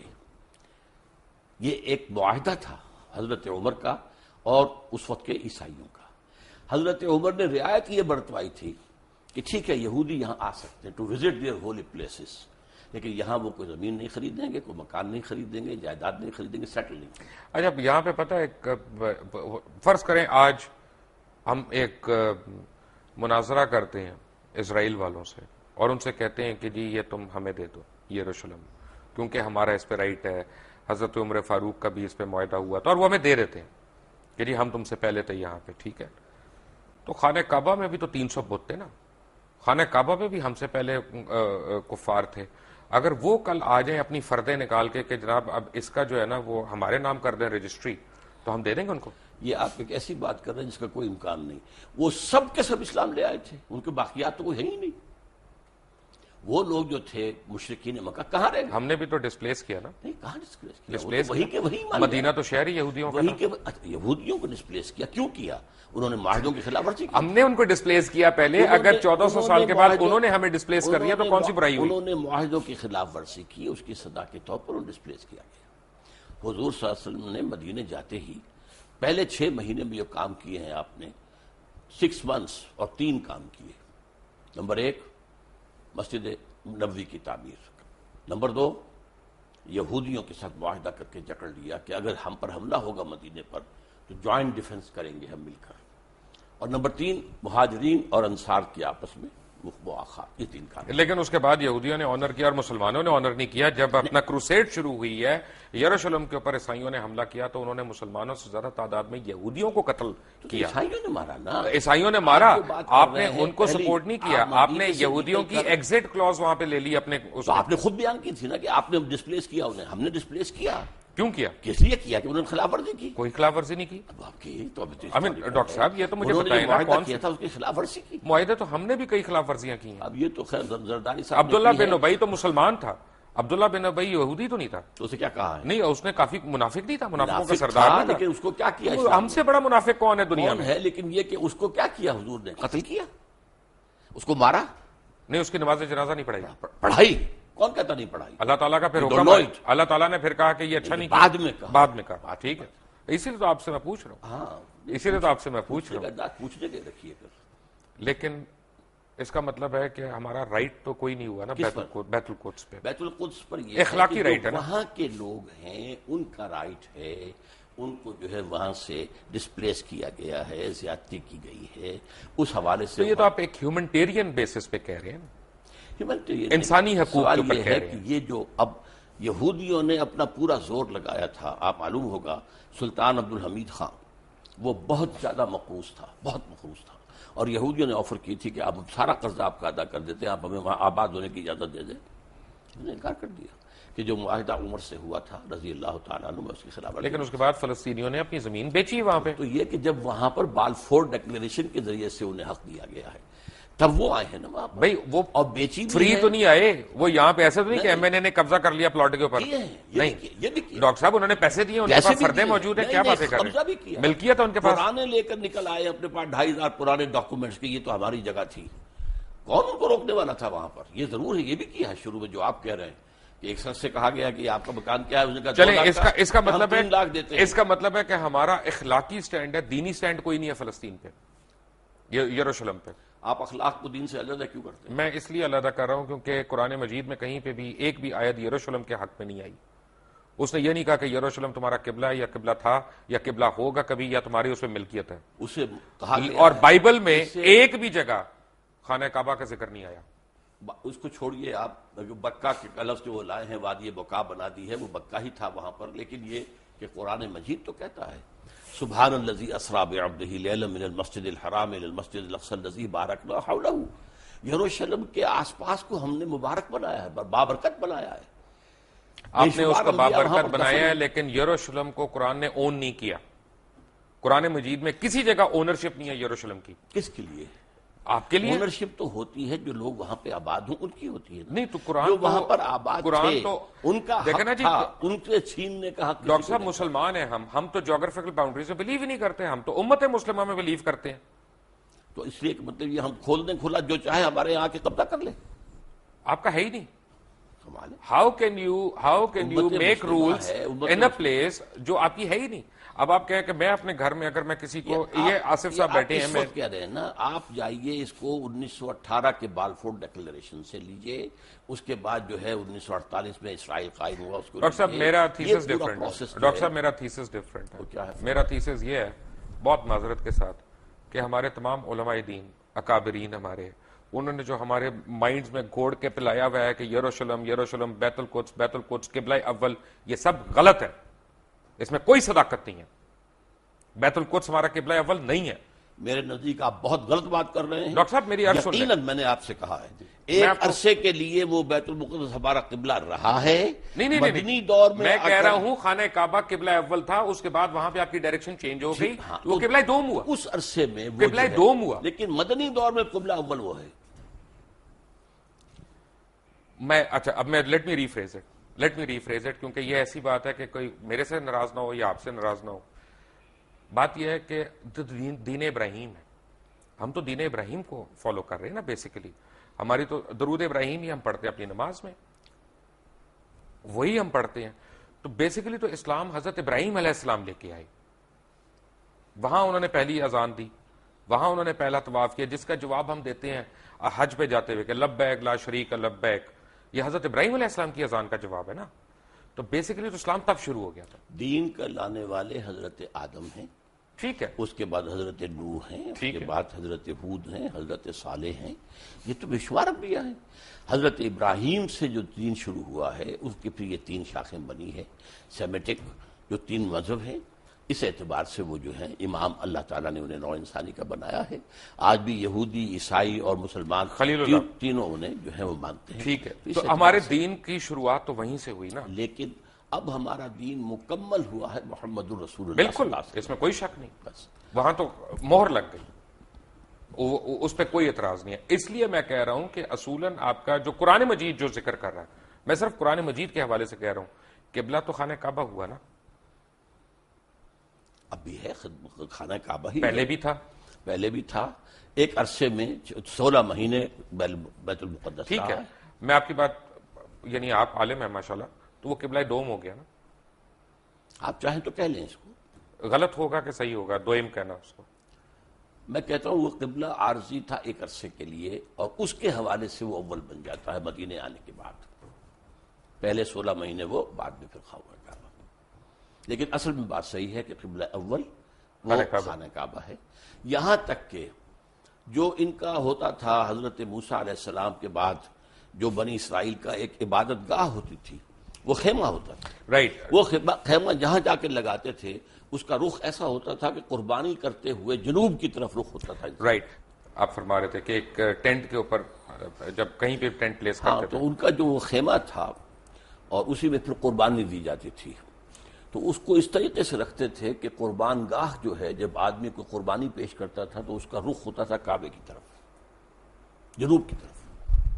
یہ ان کا ٹینٹ تھا جو ان کا گویا کہ اس وقت کوئی ابھی ٹیمپل سولومن نہیں تھا، کچھ نہیں تھا، صحرا کے اندر تھے یا وہاں. تو یہ ٹینٹ بھی اصل قبلہ وہی تھا، ان کا بھی قبلہ وہی تھا. تو اس اعتبار سے قبلہ اول اصلی قبلہ بیت اللہ ہے، البتہ یہ ہے کہ حضور صلی اللہ علیہ وسلم کے دور میں 16 مہینے کے لیے بیت المقدس کو قبلہ مانا گیا ہے، نماز پڑھی گئی ہے، اس اعتبار سے بعض اوقات اس کو قبلہ اول کہتے تھے۔ ٹھیک ہے، عذاب قبر، جی میں نے کتاب بھی پڑھی، موت کا منظر، مرنے کے بعد کیا ہوگا، یہ وہ قرآن حکیم میں، قرآن مجید میں تو عذاب قبر کا کہیں ذکر نہیں آیا ہے۔ قرآن مجید میں ذکر یہ ہے کہ آل فرعون کو صبح شام آگ پر پیش کیا جاتا ہے، النار یعرضون علیہا، عشیا، کچھ اس طرح کے الفاظ ہیں، تو پیش کیا جاتا ہے۔ یوم القیامت ادخلوا آل فرعون النار، قیامت کے دن وہ داخل کیے جائیں گے، یوم یقوم الحساب۔ ہاں، اس کے بعد جو ہے اصل داخلہ ہوگا، لیکن یہ ہے کہ یہ در حقیقت ایک انٹرمیڈیری فیز ہے، اور اس میں بھی ایک طرح کی کچھ سیمی کانشسنس، یہ ہم نہیں کہتے قبر کے اندر ہی ہو رہا ہے، بلکہ یہ عالم برزخ ہے، یہاں روح تو سے قبضے میں، عالم دنیا سے نکل کر عالم برزخ میں چلے گئے۔ روح تو قبضے میں۔ اب ہم نہیں جانتے کہ اس کی کیا شکل رہتی ہے، اصل میں عالم برزخ، عالم قیامہ، اس کے بارے میں جو کچھ معین کر کے بتا دیا گیا ہے، آنکھیں بند کر کے اس کو ماننا ہے، اس کی ڈیٹیلز میں جانے کے اندر خام خواہ کے جو چیزیں ہیں، غلط باتیں بحث تو میں اس کا مطلب یہ ساری جو کتابیں ہیں، موت کا منظر، مرنے کے بعد کیا ہوگا، آدمی پڑھ کے ہی لرز جاتا ہے، یہ صحیح نہیں ہے۔ نہیں، میں کب کہہ رہا ہوں کہ صحیح نہیں ہے، یہ چونکہ احادیث نبویہ کے اندر موجود ہے۔ پہلے آپ نے صرف اصولی بات کی تھی، میں نے کہا تھا کہ اس کے اندر ہے، تو قرآن مجید میں یہ بھی ہے کہ یضاعف لہ العذاب یوم القیامہ، قیامت کے دن عذاب دگنا کیا جائے گا، یضاعف لہ العذاب یوم القیامہ، سورہ الفرقان کے اندر ہے۔ اس کا مطلب ہے کہ قیامت سے پہلے بھی عذاب کی کیفیت ہے۔ اس کو میں اس طرح بیان کیا کرتا ہوں کہ آپ اگر دیکھیں کسی شخص نے امتحان دیا ہے اور اب اسے معلوم ہے کہ میں جو کچھ کر کے آیا ہوں، تو رزلٹ ڈکلیئر نہیں ہو رہا، پہلے جان سوکھ رہی ہوتی ہے اس کی کہ جو بھی نتیجہ نکلنا مجھے تو معلوم ہے۔ اسی لیے کہا گیا قرآن مجید میں وجوہ یومئذ ناظرۃ الی ربہا ناظرہ ووجوہ یومئذ باسرۃ تظن ان یفعل بہا فاقرہ، بہت سے چہرے اس دن جو ہے تر و تازہ ہوں گے، اپنے رب کی رحمت کے امیدوار ہوں گے، بہت سے چہرے سوکھے ہوئے ہوں گے، انہیں اندیشہ ہوگا کہ اب ان کے ساتھ کمر توڑ دینے والا سلوک۔ لیکن یہ بھی ہوگا کہ کوئی کسی کو پہچانے گا نہیں، کوئی رشتہ کسی کو نہیں پہچانے گا، نہیں، کس نے کہا ہے پہچانیں گے، لیکن کوئی کسی کی مدد کو نہیں آئے گا، اون نہیں کرے گا، کوئی مدد کے لیے نہیں، بلکہ یہ کہ سب کو اپنی پڑی ہوگی، نفسی نفسی۔ تو بیسیکلی تو قرآن مجید میں قیامت کے دن کا حساب ہے، تو قبر کے اوپر ہماری قیاس رہی ہیں کہ کیا کیا ہو سکتا ہے۔ اس کے بارے میں بتانا، یہ عالم برزخ، آپ لفظ قبر کہیں، اب ایک شخص سمندر میں ڈوب کر وجہ مرا، قبر تو نہیں ہے۔ میں لیٹ می ریفریز، کیونکہ میرے پاس الفاظ کم ہے اصل میں۔ عالم برزخ میں تو آپ کی روح قید ہے، جی، آپ کی روح جو ہے وہ عالم برزخ میں قید ہے، لیکن آپ کا جسم جو ہے وہ تو قبر کے اندر ہے۔ ہم نہیں کہہ سکتے عالم برزخ میں انسان ہے، اور وہ کس کیفیت میں وہ ہم نہیں جانتے۔ ویسے یہ کہ یہ معاملہ جو ہے، مرے تو یہ ہے کہ کفار جو ہیں وہ بھی زندہ ہیں، ان پر بھی جو ہے جیسے کہ حضور نے کھڑے ہو کر جس یعنی گڑھے کے اندر دفن کیا تھا کفار کے جو مرے ہوئے لوگ تھے، ان سے خطاب کیا، تو اس حوالے سے یہ ہے کہ وہ بھی ہیں، لیکن ان کے لیے کچھ اور ہے عالم برزخ، اہل ایمان کے لیے کچھ اور ہے۔ اچھا، یہ کمنگ بیک، میں اس کے پارٹ 2 میں آ رہا ہوں کہ ہم بنی اسماعیل کا بھی ذکر نہیں ہے کہیں پہ قرآن میں، بنی اسرائیل کا ہے، بارہا ہے۔ آل یعقوب کی جب ہم بات کرتے ہیں تو اس میں بنی اسماعیل کو الگ تو نہیں کیا ہوا۔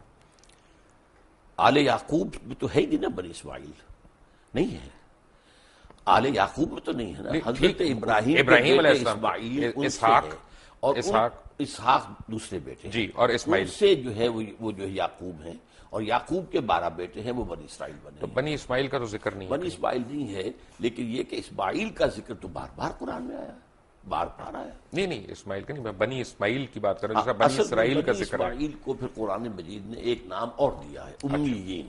امیین، امیین، ٹھیک ہے۔ تو جب ہم یہ درود شریف پڑھتے ہیں کہ کما بارکتا علی ابراہیم وعلی آل ابراہیم انک حمید مجید، bless us like you've blessed Abraham and the children of Abraham، یہ children of Abraham کون ہے؟ یہ انبیاء ہے نا آخر۔ اگر حضرت اسماعیل بھی تھے، حضرت اسحاق بھی تھے، حضرت اسحاق، یعقوب بھی تھے، یعقوب کے 12 بیٹے بھی تھے، پھر حضرت یوسف بھی تھے، پھر ایک اور جو ہے تیسری بیوی بھی تھی حضرت ابراہیم کی، وہ قطورہ، تو بنی قطورہ کے اندر بھی مدین جو ہیں، حضرت شعیب جہاں بھیجے گئے وہ ان کی اولاد میں سے، یہ سارا خاندان ہے ابراہیم کا، آل ابراہیم۔ تو بیسیکلی یہ بنی اسرائیل کی بات ہو رہی ہے. بنی اسرائیل بھی، بنی اسماعیل بھی، بنی قطورہ بھی. سو ہم جو دعا مانگ رہے ہیں وہ یہ ہے کہ ہمیں بنی اسرائیل والوں کے ان کے اکابرین کی طرح ہمیں بھی بخش. بنی اسرائیل، پھر آپ بار بار اپنے الفاظ میرے منہ میں نہ ڈالیے. میں یہ کہہ رہا ہوں کہ بنی اسماعیل بھی، بنی اسرائیل بھی، بنی قطورہ بھی، وہ سب حضرت ابراہیم کی آل ہیں اور ان کو بلیس کیا اللہ نے. حضرت بنی قطورہ کے اندر آپ کو معلوم ہے حضرت شعیب جیسے بڑے اتنی سمپل ڈسکرپشنز ہیں جو آپ نے جیسے سمجھایا، بڑی سمپل. یہ فرقے کہاں پہ بننا شروع ہوئے؟ کس کی فرقے؟ اسلام میں. اسلام میں فرقہ جو ہے میرے نزدیک ویسے تو یہ کہ بے شمار بنے ہوں گے. خوارج کا فرقہ تھا وہ ختم ہو گیا ہے تقریباً، اور مختلف لوگ آتے تھے وہ ختم ہوتے گئے ہیں. اب تو فرقہ اگر کہلا سکتے ہیں تو صرف دو ہیں، شیعہ اور سنی. باقی تمام مسالک ہیں، schools of law, schools of فقہ، ان میں کوئی وہ بڑی میجر جو ہے وہ ڈفرنس نہیں ہے. وہ سب کے سب اسلام کے اندر ہے. باقی یہ فرقے نہیں ہیں، یہ مسلک ہے. اچھا، اب یہ دونوں مجھے یہاں پہ بھی کنفیوژن ہے، کیونکہ جو میں نے پڑھا وہ یہ کہ امام ابو حنیفہ جو تھے وہ امام جعفر صادق کے اسٹوڈنٹ رہے ہیں، تو ان میں ڈفرنس کہاں پہ آیا؟ اصل میں امام جعفر صادق رحمۃ اللہ علیہ اور امام ابو حنیفہ یہ ہم عصر ہیں. حضرت امام جعفر جو ہیں وہ عمر میں بڑے تھے، حضرت ابو حنیفہ چھوٹے تھے. یہ معاملہ تو ہے، اور استفادہ بھی کیا ہے حضرت امام ابو حنیفہ نے امام جعفر صادق سے. لیکن بعض معاملات کے اندر مثلا بڑا خوبصورت واقعہ آتا ہے کہ امام ابو حنیفہ نے جا کر کہا کہ میں نے سنا ہے کہ آپ مجھ سے کوئی ناراض ہیں حضرت جعفر صادق سے رحمۃ اللہ علیہ. تو کہا ہاں میں نے سنا ہے کہ تم ہمارے نانا کی حدیث پر اپنی رائے کو ترجیح دیتے ہو. انہوں نے اس کے حضرت حلقین بالکل نہیں، قطعاً غلط آپ کو بتایا گیا ہے. اگر میں اپنی رائے کو ترجیح دیتا تو مسح میں پاؤں کے تلوے کے مسح کا حکم دیتا، اوپر کا نہیں. زیادہ خراب تو تلوا ہوتا ہے، میں اس کا حکم نہیں دیتا. حدیث کے اندر جو آیا اس پر عمل کرتا ہوں. اگر میں اپنی رائے پر عمل کرتا تو رمضان کے روزے جو ہیں حائضہ عورت کے، ان کی جو ہے وہ قضا ہے، اور نماز کی نہیں. میں تو نماز کی قضا رکھتا کہ نماز پہلے ہے. تو اس حوالے سے انہوں نے کہا کہ نہیں، ان کے درمیان کوئی اختلاف نہیں تھا، بہت اچھے تعلقات تھے. پھر فرق ہونا شروع ہو گیا. اس کے بعد فرق ہوا ہے. اس کے بعد کن باتوں پہ؟ کن باتوں پہ؟ اصل میں اس کے تفاصیل میں جانا مشکل ہے میرے لیے، لیکن بہرحال یہ کہ ایک فقہ بھی رفتہ رفتہ مرتب ہوئی ہے جو کہ فقہ جعفری کہلاتی ہے. اور اس کے بعد یہ کہ کب سے پھر وہاں ایک معصوم امام کا تصور ہوا ہے، اب یہ ایک ریسرچ کی بات ہے، میں اس میں تفصیل میں نہیں جا سکتا. لیکن ایک فرق مجھے لگتا ہے بڑا، جی. اور مجھے لگتا ہے کہ فقہ جعفریہ کو ہم پہ ایک ایج ہے، وہ ہے اجتہاد کی. وہ آج کے زمانے میں بھی اجتہاد کر رہے ہیں، جبکہ ہم سنی سنائی اس طرح سے روایات پہ آگے. آپ کی بات صحیح ہے، میں مانتا ہوں اس کو. انہوں نے انسٹیٹیوشن آف اجتہاد کو کھلا رکھا ہے. ہمارے ہاں یہ کوئی 400 سال سے 500 سال سے یہ بند ہے. تو اس سے بھی لیکن کوئی بہت بڑا فرق واقع نہیں ہوا ہے. فرق ہوتا ہے نا. اب تو ہمارے دیکھیں نا، امام ابن تیمیہ کے پاس ایک دفعہ اب بھی میں آپ سے عرض کرتا ہوں کہ فقہی لیول پر فقہ جعفری اور فقہ حنفی اور فقہ مالکی میں بہت زیادہ فرق نہیں ہے. فرق کیا؟ بہت کم فرق ہے. اب یہ کہ ایک ہاتھ چھوڑ کر نماز پڑھ رہے ہیں تو مالکی بھی ہاتھ چھوڑ کر پڑھ رہے ہیں. کسی نے یہاں ہاتھ باندھ لیا نیچے ناف کے اور کسی نے یہاں ہاتھ باندھ، کوئی فرق نہیں پڑتا. ساری تو ریکارڈڈ ہسٹری ہے ہماری پچھلے 1400-1500 سال کی. تو حجۃ الوداع پہ حضور اکرم صلی اللہ علیہ وسلم نے جس طرح نماز پڑھی وہ ہم کیوں رائج الوقت نہیں کر سکتے؟ میرے نزدیک تو رائج الوقت وہی رہی ہے اور حضور نے جس طرح کیا ہے وہی ہے. لیکن یہ کہ حضور کا معاملہ یہ معلوم ہوتا ہے کہ آپ بھی اس کے اندر کوئی تبدیلی کرتے رہتے تھے، اور میں سمجھتا ہوں کہ اس سے ایک وسعت پیدا ہوئی. ڈاکٹر صاحب، ایک میں بڑا سینسٹیو سوال پوچھنے لگا ہوں، اور میں ناظرین سے ریکویسٹ کروں گا کہ میری بات کو غلط نہ سمجھیں. میں اپنی علم کے لیے کم علمی کا میں اعتراف کرتے ہوئے میں یہ سوال پوچھ رہا ہوں کہ ہم سارے احادیث کے ماننے والے ہیں، سنت کے ماننے والے ہیں، ورنہ مسلمان ہی نہیں کہلا سکتے. اگر کوئی بھی شخص یہ کہے کہ میں سنت رسول کو نہیں مانتا یا احادیث کو نہیں مانتا تو وہ تو مسلمان ہی نہیں ہے. لیکن ہم حدیث جب پڑھتے ہیں تو اس میں ہم دیکھتے ہیں کہ کرونالوجیکل آرڈر نہیں ہے، کہ اگر حضور اکرم صلی اللہ علیہ وسلم نے ایک دفعہ پانی کھڑے ہو کے پیا، یہ نہیں پتا کون سے دن، کون سی تاریخ، کس وقت. اسی طرح انہوں نے پانی بیٹھ کے بھی پیا، کون سے دن، کون سی تاریخ، کون سے وقت. تو اس میں پرابلم یہ ہے کہ چند صحابہ جنہوں نے اس کے راوی ہیں، ادھر بھی کوئی صحابی راوی ہیں. اب اب میرے اور آپ کے اوپر ڈیپینڈ کرتا ہے ہم کس صحابی کی روایت کو لے رہے ہیں. جو اس کو صحابی کی روایت کے علاوہ یہ کہ صحابی سے جب روایت ہوتے تابعین تبع تابعین تک ہوتے ہوئے محدثین تک آئی تو کون سی چین زیادہ مضبوط ہے بس. اور اس میں کوئی فرق نہیں. میں سمجھتا ہوں اس میں وسعت پیدا ہو گئی کہ معلوم ہوا کھڑے ہو کر بھی پیا جا سکتا ہے اور بیٹھ کر بھی پیا جا سکتا ہے. عام طور پر آپ بیٹھ کر پیتے تھے لیکن کبھی ایسا بھی ہوا کہ آپ نے کھڑے ہو کے پیا تو گویا کہ اس کا جواز ہے. کیونکہ کمنگ بیک ٹو عذاب قبر، 1 منٹ کے لیے اگر آپ اجازت دیں تو عذاب قبر کے اوپر میں واپس آؤں. میں نے جب قرآن مجید پڑھا، انسان کو پڑھتے رہنا چاہیے لیکن ہم ذرا کمزور لوگ ہیں، کبھی کبھی پڑھتے ہیں، تو جب پڑھتا جا رہا ہوں تو میں نے یہ دیکھا کہ اس میں کسی پیغمبر نے اپنی قوم کو عذاب قبر سے نہیں ڈرایا. جس نے بھی ڈرایا قیامت کے عذاب سے ڈرایا. لیکن قرآن مجید کے اندر میں آپ کو 2 حوالے دے چکا ہوں. تو یہ کہ یضاعف لہ العذاب یوم القیامہ، قیامت کے دن عذاب دگنا کر دیا جائے گا ان کے لیے. گویا کہ پہلے بھی عذاب کی کوئی شکل تھی. اور یہ کہ آل فرعون جو ہے صبح شام آگ پر پیش کیے جاتے ہیں، دکھا دی جاتی کہ یہ ہے تمہاری آخری منزل. لیکن قیامت کے دن پھر ان کو کہا جائے گا یوم القیامت ادخلوا آل فرعون النار. ٹھیک ہے، جب ہم پیغمبر اسلام کو ہم فالو کرتے ہیں ان لیٹر اینڈ ان اسپرٹ، اصل میں قرآن مجید میں دوسرے پیغمبروں کی بہت زیادہ تفصیلی تعلیمات آئی نہیں ہے. اصل میں جو ہے معاملہ ان کا توحید، رسالت، آخرت، اس کے اوپر زور تھا.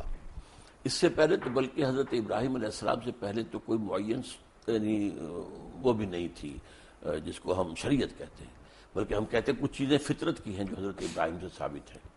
یہ سچ ہے کہ حضرت ابراہیم کو جب اللہ تعالیٰ نے حکم دیا کہ یہاں پہ اذان دو تو وہ ہنس پڑے. انہوں نے کہا کون آئے گا یہاں پہ؟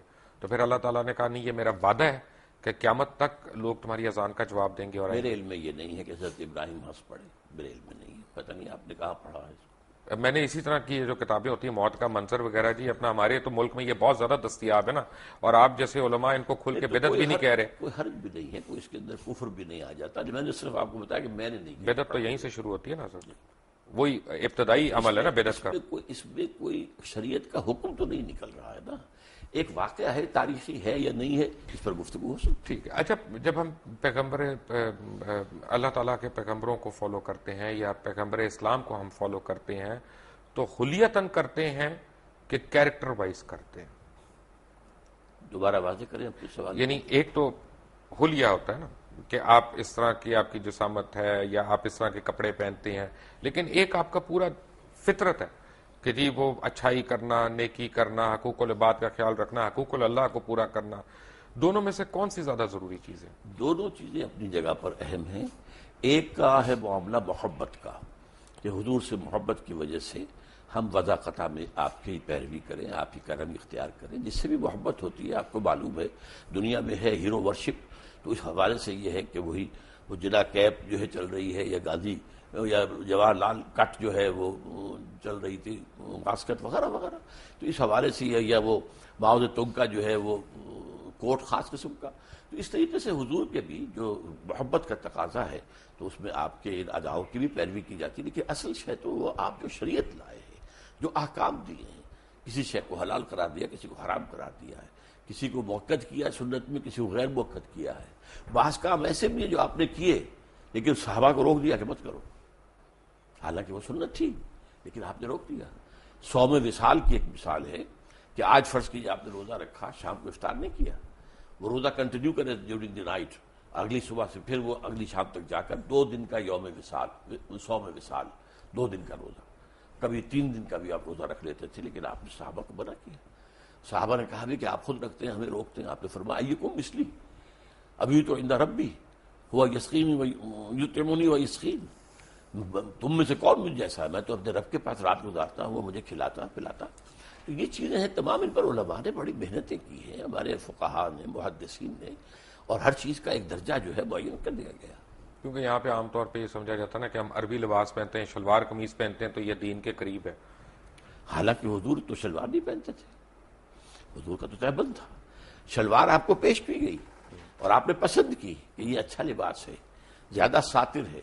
یعنی تہبند کے اندر تو آدمی رات کے وقت جو ہے ہو سکتا ہے ننگا ہو جائے، شلوار میں تو ننگا نہیں ہوتا. لیکن آپ نے پہنی نہیں، وہ آپ کی کہتے ہیں سنت عادت، جو آپ بچپن سے پہنتے آئے تھے وہی آپ پہنتے تھے. اچھا مجھے یہ بتائیں کہ آج کل ایک جو ہے نا ڈپلیسٹی ہو رہی ہے، میں کنفیوژن کا لفظ نہیں استعمال کرنا چاہتا، ڈپلیسٹی ہو رہی ہے. ہم ایک خاص ایک طرح کا اسلام ہم اس کو پروموٹ کر رہے ہیں، کچھ لوگ اس سے ایگری کرتے ہیں، کچھ نہیں کرتے، لیکن ہو یہ رہا ہے کہ اوور آل اسلام کا ایک جو تصور پوری یعنی میں کہوں گا کہ ویسٹ کے اوپر آ رہا ہے وہ کوئی فرینڈلی تصور نہیں ہے.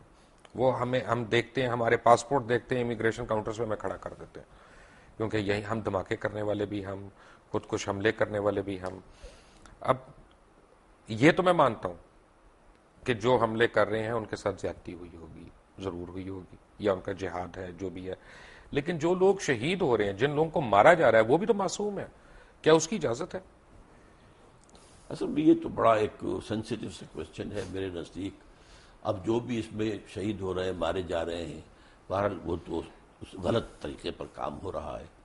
لیکن وہ بات سمجھ لیجیے اصل میں کہ ہمارا جو اس وقت ویو ہے ویسٹ میں، وہ کس اعتبار سے، وہ اسلام کو ایز اے ریلیجن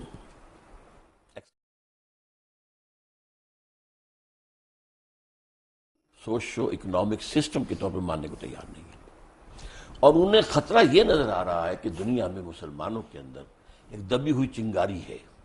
وہ جو علامہ اقبال نے ابلیس کی مجلس شورا میں جو ابلیس سے کہلوایا تھا کہ نہ مجھے اشتراکیت سے کوئی ڈر ہے اور نہ جمہوریت سے ہے، اگر کوئی خطر مجھ کو تو اس امت سے ہے، اس کی خاکستر میں ہے اب تک شرار آرزو. ان میں ایک آرزو ہے کہ ہمارا ایک نظام تھا، ایک پولیٹیکل سوشو اکنامک سسٹم تھا، ہمارا اپنا جو کرمنل لا تھا، ہمارا سول لا تھا، ہمارے فیملی لاز تھے، ہمارے جو ہے لا آف ایویڈنس تھا، یہ سارے قوانین تھے ہمارے، چلے تھے، 1000 برس تک چلتے رہے. تو اب ہم دوبارہ جو ہے اس کو دنیا میں نافذ یہ چیز وہ ہے جو ویسٹ کو گوارا نہیں ہے. چنانچہ جیسے ہی پچھلی صدی کے اواخر میں یو ایس ایس آر ختم ہوا اور اس کے بعد نیٹو کو اثر نو آرگنائز کرنا شروع کیا گیا اور اس کی توسیع کی کوشش ہوئی، تو پوچھا گیا تھا نیٹو چیف سے کہ اب کس کے لیے؟ وہ آپ کا دشمن تو مر گیا، مرا پڑا، آپ کے قدموں میں پڑا، آپ سے بھیک مانگ رہا ہے، امداد مانگ رہا ہے. انہوں نے کہا تھا اب ہمیں خطرہ اسلامک فنڈامنٹلزم سے ہے. یہ ہے اصل جو خطرے کی بات ہے کہ جو انہیں ہے. اسی کو کرش کرنے کے لیے آپ اندازہ کیجیے جتنی بڑی جو ہے کولیشن بنی ہے افغانستان کے لیے، عراق کے لیے کیوں نہیں بن سکی؟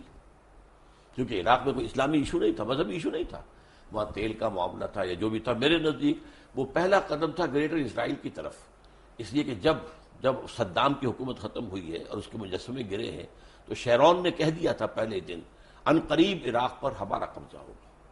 It was the first step towards the establishment of Greater Israel. یہاں ایران، یہاں افغانستان میں تو ایسی باتیں نہیں تھی. گریٹر اسرائیل کے تو تھریٹ ہم بھی ہیں، ہم کیونکہ نیوکلیئر پاور ہیں. گریٹر اسرائیل کے تھریٹ ہم نہیں ہے، we are not included in that. وہ جو بھی ہے ہمارے نیوکلیئر پاور کے خلاف جو بھی کریں، لیکن گریٹر اسرائیل جو ہے عراق ہے، شام ہے، سیریا ہے، لبنان ہے، اور حجاز کا بھی شمالی علاقہ ہے، مدینہ اور خیبر وغیرہ جہاں یہودی آباد تھے، اور ترکی کا بھی جنوبی علاقہ ہے، اور مصر کا جو بہترین علاقہ زرخیز ڈیلٹا کا، وہ سارا اس میں ہے. ویسے کافی میں یہودیوں کو جانتا ہوں جو نیو یارک وغیرہ میں رہتے ہیں، وہ بڑے خلاف ہیں اسرائیلیوں کے، کیونکہ ان کی کتابوں میں لکھا ہے کہ اسرائیل جب یہاں پہ بنے گا تو وہ آخرت کے قریب ہوگا. ہاں، لیکن یہ کہ ان کے ہاں یہ تحریک زائنزم جو ہے یہ اصل میں بنیادی طور پر سارے یہودیوں کی نہیں ہے، بلکہ یہ سیکولر ٹائپ آف جیوز کی ہے. اور یہ وہ لوگ ہیں کہ جو در حقیقت جو بینکرز ہیں بڑے بڑے اور جو کہ کنٹرول کر رہے ہیں دنیا کی اکانومی کو، وہ زائنزم کی. آپ بینکنگ کی بات کر رہے ہیں، اکانومی کی بات کر رہے ہیں، جو مسلمانوں میں مجھے اکانومی کی ایک مثال میں دے سکتا ہوں، وہ ہے حضرت یوسف علیہ السلام کی. کہ حضرت یوسف علیہ السلام نے جب پہلے خواب دیکھا اور کنگ آف ایجپٹ نے ان کو بلایا، انہوں نے خواب دیکھا، تعبیر انہوں نے دی، قحط سالی کی اور بچت کی اور سیو کرنے کی. پھر اس کے بعد and if I am not wrong, correct me if I am wrong, کہ حضرت یوسف علیہ السلام کو جب کنگ آف ایجپٹ نے بلایا، انہوں نے کہا کہ اب ہمیں کیا کرنا چاہیے ان 7 سالوں میں؟ تو انہوں نے کہا قال جلنی علی خزائن الارض انی حفیظ العلیم. کہ اب جب انہوں نے یہ کہہ دیا اور انہوں نے کر بھی دیا اور انہوں نے خوش اسلوبی سے کر لیا. لیکن آج کل مسلمانوں میں حضرت یوسف علیہ السلام جیسا فائنانس منسٹر ہم کہاں سے لائیں گے؟ اصل میں تو مسلمان جو کہ بحثیت مجموعی کئی 100 سال کا ایک سلائیڈ ہے جو نیچے جا رہے ہیں، علمی طور پر جا رہے ہیں، سائنس کے علوم کے اعتبار سے جا رہے ہیں، ٹیکنالوجی کے اعتبار سے جا رہے ہیں، تو اس وقت تو ہم ڈیکیڈ لاٹ ہیں، حقیقت یہ ہے۔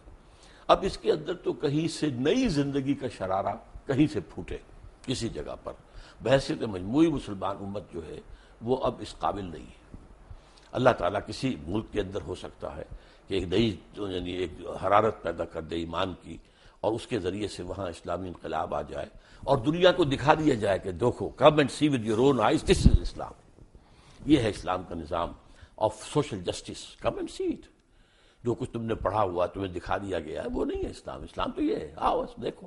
تو اصل میں یہ کام ہونا تو ہے، لیکن ابھی اس کے اور اس وقت کے دور کے درمیان بہت وقفہ ہے، اور اس میں وٹ آئی فیئر از کہ امت مسلمہ پر بڑا سخت عذاب اللہ کا آنے والا ہے، جس کا سب سے بڑا حصہ عربوں پر آئے گا، and number 2 on the divine hit list seems to be Pakistani Muslims. Why? Number 1 عرب کیوں ہیں؟ ان کی مادری زبان میں قرآن ہے، یہاں ان کو تو کوئی بچت ہی نہیں، ان میں سے محمد تھے صلی اللہ علیہ وسلم، اور اسی پر وہ ناس بھی کرتے ہیں۔ تو ان کے لیے تو در حقیقت اگر وہ جیسے جیسے آزاد ہوئے، کسی نے قرآن کو اپنا امام نہیں بنایا، قبلہ کسی نے بنا لیا واشنگٹن کو، کسی نے بنا لیا ماسکو کو، they are the biggest culprits. لیکن ہمارا جو کانسیپٹ اور ہمارا معاملہ کیا؟ نمبر 2، ہم نے ایک ملک بنایا اسلام کے نام پر، لاکھوں آدمی قتل ہوئے، کروڑ انسان جو ہے ادھر سے ادھر ہوا ہے، 1 کروڑ سے کم ایسٹ پنجاب اور ویسٹ پنجاب کے درمیان، لیکن وہ اسلام کہاں ہے؟ جو اسلام آج ہمارے پاس ہے وہ تو بھارت میں بھی ہے، نمازیں وہاں بھی ہیں، مسجدیں وہاں بھی ہیں، اور ہماری حج فلائٹس ہماری جاتی ہیں، ان کی بھی جاتی ہیں، بلکہ مجھے بتایا گیا ہے کہ حج کا انتظام جو ہے وہاں، حج مشن جو ہے ہندوستان کا، وہ کہیں بہتر ہے پاکستان کے حج مشن سے۔ تو اب ہمارا جو لیڈر کا کانسیپٹ ہے، جو اسلام ہمیں لیڈر کا کانسیپٹ دیتا ہے، وہ تو ہے امر بالمعروف اور نہی عن المنکر، وہ کہاں سے ہم لائیں؟ انقلاب کے بعد ہوگا، اس سے پہلے تو نہیں۔ You have to bring about a revolution first. حضور نے ریولوشن برپا کیا، 13 سال میں ایک ریولوشنری پارٹی تیار کی ہے، دعوت ہے، تربیت ہے، تزکیہ ہے، تعلیم ہے، اور منظم کرنا ہے، ایک امیر کا حکم مانو۔ اس کے بعد باطل سے ٹکرایا ہے۔ اقبال کا ایک شعر جو ہے بہت عظیم ہے، با نشہ درویشی در ساز و دمادم زن، چوں پختہ شوی خود را بر سلطنت جم زن۔ حضور کی حیات طیبہ کو 2 مصروں میں لے آیا اقبال۔ مکی دور کیا تھا؟ درویشی، دعوت، تبلیغ، نصیحت، وعظ۔ کوئی پاگل کہہ گیا، ٹھیک ہے، کہہ گیا تو کہہ گیا، کسی نے مجنون کہہ دیا، ٹھیک ہے، مارا جا رہا ہے، صبر کرو، ہاتھ نہ اٹھاؤ، no raising of hands even in self defence. For 12 long years it was the order of the day. پھر جب ایک جماعت تیار ہو گئی کہ جو اصل میں جو اپنی سرفروشی کے لیے تیار تھے، سب کچھ دینے کے لیے تیار تھے، باطل سے ٹکرائے۔ با نشہ درویشی در ساز و دمادم زن، 12 سال، جو پختہ شبی خود را بر سلطنت جم زن۔ جب تیار ہو جاؤ تو اپنے آپ کو سلطنت زم سے ٹکرا دو۔ وہ ٹکر ہے جو پھر شروع ہوئی ہے مدنی دور میں آ کر، اور قتال شروع ہوا ہے، جنگ شروع ہوئی ہے، سینکڑوں صحابہ نے جانیں دی ہیں، حضور زخمی ہوئے ہیں، حضور کے دندان مبارک شہید ہوئے ہیں، خون کا فوارہ چھوٹا ہے، اور آپ کا خون اتنا گیا ہے کہ آپ بے ہوش ہو گئے ہیں، معلوم مشہور ہو گیا کہ آپ تو شہید ہو گئے ہیں۔ یہ ہے ریولوشنری پروسیس۔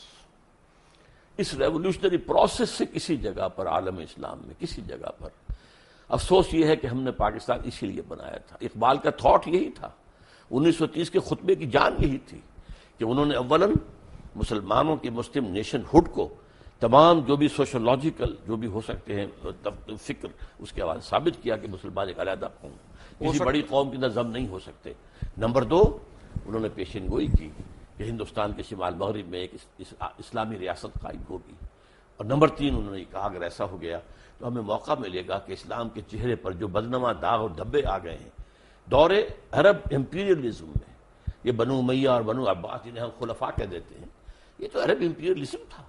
اس امپیریلزم کے اندر جو تصویر آتی ہے اسلام کی، دنیا اس کے حوالے سے اسلام کو جانتی ہے۔ یہ دھبے ہٹا کر پھر خلافت راشدہ کا نظام دوبارہ دنیا میں قائم کرنا، that was the Pakistan ideology, but we have failed, badly failed. Y?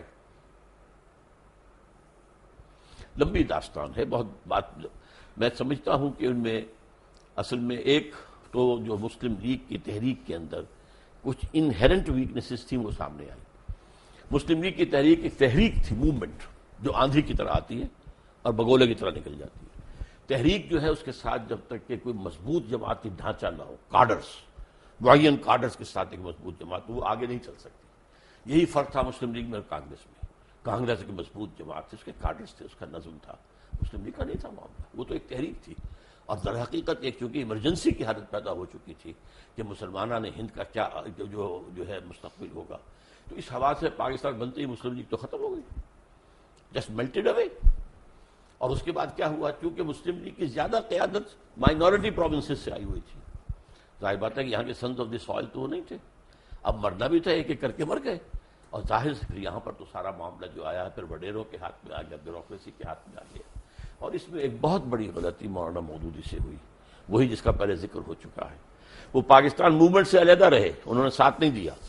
انہوں نے کہا کہ ہم ایک اصولی اسلامی تحریک جو ہے وہ برپا کر رہے ہیں.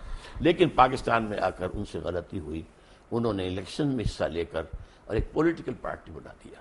اور نتیجہ کیا ہوا، اب گویا کہ اسلام ایک پولیٹیکل ایشو بن گیا. اس سے پہلے مولانا مودودی مطالبہ لے کر کھڑے ہوئے تھے اسلامی دستور کا. اس وقت تک چونکہ جماعت پولیٹیکل پارٹی نہیں تھی تو تمام حلقے جتنے تھے مذہبی انہوں نے ان کا ساتھ دیا.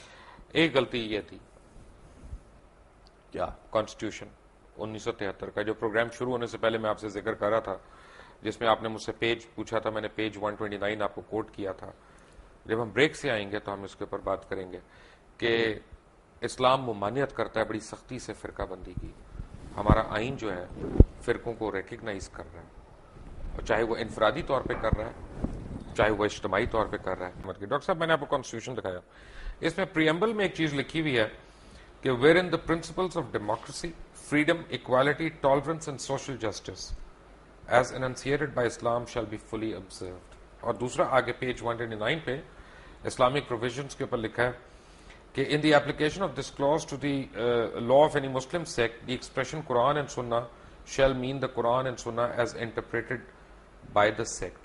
تو پہلی بات تو یعنی دو سوال. ورڈ پرسنل لا وہ اب کہاں گیا؟ Personal law of any Muslim اس کو کہیے. پہلا تو یہ ہے کہ ڈیموکریسی اور اسلام جی ان کا مجھے تو تضاد لگتا ہے. مجھے نہیں لگتا، میں بتاتا ہوں. بسم اللہ. Democracy as such is kufr and shirk. It is based on the principle of popular sovereignty. Islam میں sovereignty belongs to God. اللہ بالکل. سروری زیبا فقط اس ذات بے ہمتا کو ہے، حکمراں ہے ایک وہی باقی بتانے آسری. اچھا، اس کا نتیجہ کیا ہے؟ اللہ کی کتاب اور اس کے رسول کی سنت، اس کی پابندی کرنی پڑے گی. اس کے اندر امرہم شورا بینہم، جہاں اللہ اور اس کے رسول کا کوئی حکم نہیں ہے وہاں بھی مشورے سے معاملہ طے کر لو. کوئی اتھارٹیرینزم، کوئی ڈکٹیٹرشپ نو، کوئی ڈائنیسٹی نو. امرہم شورا بین، دس از جمہوریت، اسلامی جمہوریت. You can say it's a controlled democracy, limited democracy. Limited by the injunctions of the Quran and the Sunnah, not by any person or any dynasty or any monarch, no whatsoever. By injunctions of the Quran and Sunnah. میں اس کی مثال دیا کرتا ہوں، بہت سادہ سی ہے، 2 minute میں ذرا لے لیجئے کہ اگر آپ کے پاس ایک گھوڑا ہے، آپ چاہتے ہیں کہ وہ بھاگے بھی نہ لیکن یہ کہ جڑ بھی نہ جائے اس کے ہاتھ پاؤں، تو آپ نے 200 گز کی رسی سے باندھ دیا ایک کھونٹے کے ساتھ. اب ایک سرکل وجود میں آ جائے گا 200 یارڈز جو ہے ریڈیس کا، اس میں گھوڑا آزاد ہے. مشرق جائے، مغرب جائے، شمال جائے، جنوب جائے، 150 گز جائے، 200 گز سے ایک گز نہ ادھر نہ ادھر نہ ادھر نہ ادھر. دس is Islam. Injunctions of the Quran and the Sunnah, that is the circle. You can't cross it. لا تعتدوا حدود اللہ، تلک حدود اللہ فلا تعتدوها، تلک حدود اللہ فلا تقربوها. یہ حدود اللہ ہیں، اللہ اور اس کے رسول کی سنت، اور اس کو آپ نے البتہ اس کے اندر، اب اس کے اندر فرض کیجئے کہ ایک گھر کے اندر آپ ایک پارٹی جو ہے وہ دینا چاہتے ہیں لوگوں کو، آپ اس کے اندر ڈرنک کیا دی جائے، ایک چیز ختم ہو جائے گی، شراب نہیں دی جائے گی، وہ حرام ہے، وہ دائرے سے باہر نکل گئی. اب 7 اپ دیں، روح افزا دیں، کیا دیں، وہ آپس میں مشورے سے طے کر لیں. دائرے کے اندر جو کچھ ہے مباح ہے، اس مباح میں آپ اپنے مشورے سے by counting votes you can decide. So this is Islamic democracy. ٹھیک ہے، الحمدللہ. اپنا مجھے اس میں کوئی اعتراض نہیں ہے، یعنی ان سینس کہ خدا نخواستہ ہو بھی نہیں سکتا، لیکن میرا مطلب ہے کہ میرے حساب سے تو ڈیموکریسی اور جو وہ موجودہ ڈیموکریسی ڈیموکریسی جو ہے کہ جو اس کا اصل میں تضاد ہے. ہیومن ساورنٹی کیونکہ اگر کی میرے بنیاد لیے پر ہے. حضور صلی اللہ علیہ وسلم کی ذات ایک طرف، ان کا حکم ایک طرف، پوری کائنات ایک طرف، بالکل. میں تو اس طرف جاؤں گا. اللہ کا حکم اور رسول کا حکم. بالکل. تو نہیں، رسول کا حکم وہی ہوگا جو اللہ کا حکم ہے. رسول نے بھی تو وہی کہنا جو اللہ نے کہا. کیٹیگریز دو ہیں، ایک اللہ کا حکم ہے جو قرآن میں آیا ہے، ایک حدیث ہے جو حضور کا حکم ہے. چلیں نیکسٹ پلیز. ڈاکٹر صاحب لاسٹ میں جس چیز پہ آپ سے میں تفصیل چاہتا ہوں، آپ نے پہلے کہا کہ ذرا سینسٹیو معاملہ ہے، لیکن سورہ بقرہ میں اللہ تعالیٰ نے فرمایا کہ وَإِذْ قَالَ لَا تُفْسِدُوا فِي الْأَرْضِ، اور پھر آگے آیا کہ قَالُوا إِنَّمَا نَحْنُ مُصْلِحُونَ وَهُمُ الْمُفْسِدُونَ وَإِنَّهُمْ كَانُوا عَذَابٌ عَلِيمًا، کہ تم میں سے ایسے لوگ ہوں گے جو دنیا میں فساد کریں گے، اور جب ان کو روکا جائے گا تو کہیں گے کہ ہم تو اصلاح کرنے والوں میں سے ہیں، لیکن وہی فسادی لوگ ہیں اور ان کے لیے آخرت میں دردناک عذاب ہے. تو اللہ تعالیٰ یہ کن کے متعلق کہتا ہے؟ ہاں ذرا اس کے لیے جہاں سے ہماری ایک بات ختم ہوئی تھی نا، حضور نے انقلاب برپا کرنے میں پہلے 12 سال مکے میں جو جہاد باللسان کہہ لیں، جہاد بالقرآن کہہ لیں، جو بھی کہیں، جہاد نفس کے ساتھ کیا، جماعت تیار کر لی. اس کے بعد آپ نے باطل سے ٹکر شروع کی. اب دیکھیے ہر کسی انقلابی تحریک کے ساتھ آنے والے سب لوگ ایک طرح کے نہیں ہوتے. کچھ لوگ وہ ہوتے ہیں ہر چہ باد آباد، ماں کشتی درا بنداختیم، اب جو ہو سو ہو، یہ کشتی اگر چلے گی تو ہم بھی جئیں گے ورنہ ڈوبنے کو تیار ہے، جو قربانی چاہیے حاضر ہے. کچھ لوگ جو ہیں کسی چیز کی بیوٹی جو ہے اٹریکٹ تو کر لیتی ہے، بات ٹھیک ہے یہ، لیکن اس کے لیے قربانی دینا، جان اور مال کا خطرہ لینا، اس سے ذرا وہ پھر پیچھے ہٹنے شروع ہوتے ہیں. یہ طبقہ پیدا ہوا ہے مدینے کے اندر، مکے میں نہیں تھا، لیکن قرآن مجید کے پہلے دو رکوعوں میں سے پہلے رکوع میں جو اہل ایمان مکے میں تیار ہو چکے تھے ان کا نقشہ ہے، اور جو مکے میں لوگ کفر پر اڑ چکے تھے ان کا ذکر ہے. پھر اب یہ تیسری کیٹیگری آئی ہے. یہ کہتے تو ہیں کہ ہم اللہ پر اور یوم آخر پر ایمان رکھتے ہیں، حقیقی ایمان ان میں نہیں ہے. ان کا معاملہ یہ ہوا تھا جب حضور نے، میں نے آپ سے کہا 6 مہینے آپ نے لیے 3 کام کیے: کنسٹرکشن آف دی ماسک، اور بھائی چارہ مہاجرین اور انصار میں، اور یہودیوں کو جکڑ لیا ایک معاہدے میں، میثاق مدینہ. اس کے بعد آپ نے ایڈوانس شروع کر دیا، مکے کی طرح چھوٹے چھوٹے دستے بھیجنے شروع کر دیے. پرووکیشن کر رہے ہیں آپ. تو ان لوگوں کا یہ کیا کر رہے ہیں؟ یہ قریش کے ساتھ بڑھواؤ گے، ہمیں مرواؤ گے، کیا کرو گے؟ اب انہوں نے حضور کے خلاف بات شروع کی. اب یہاں ایک پارٹی ڈسپلن تھا. حضور اللہ کے نبی بھی تھے، رسول بھی تھے صلی اللہ علیہ وسلم، اور مسلمانوں کے امیر بھی تھے، سپہ سالار بھی تھے. اب ان کے خلاف جو ہے چیمیں گوئیاں ہو رہی ہیں. یہ خامخواہ کیا کر رہے ہیں؟ بس تبلیغ کے ذریعے سے کرتے رہیں. گڑ دے کے مارا جا سکتا ہو تو خامخواہ کسی کو زہر دینا ہے؟ یہ خامخواہ جس میں جان اور مال کا خطرہ آتا ہے.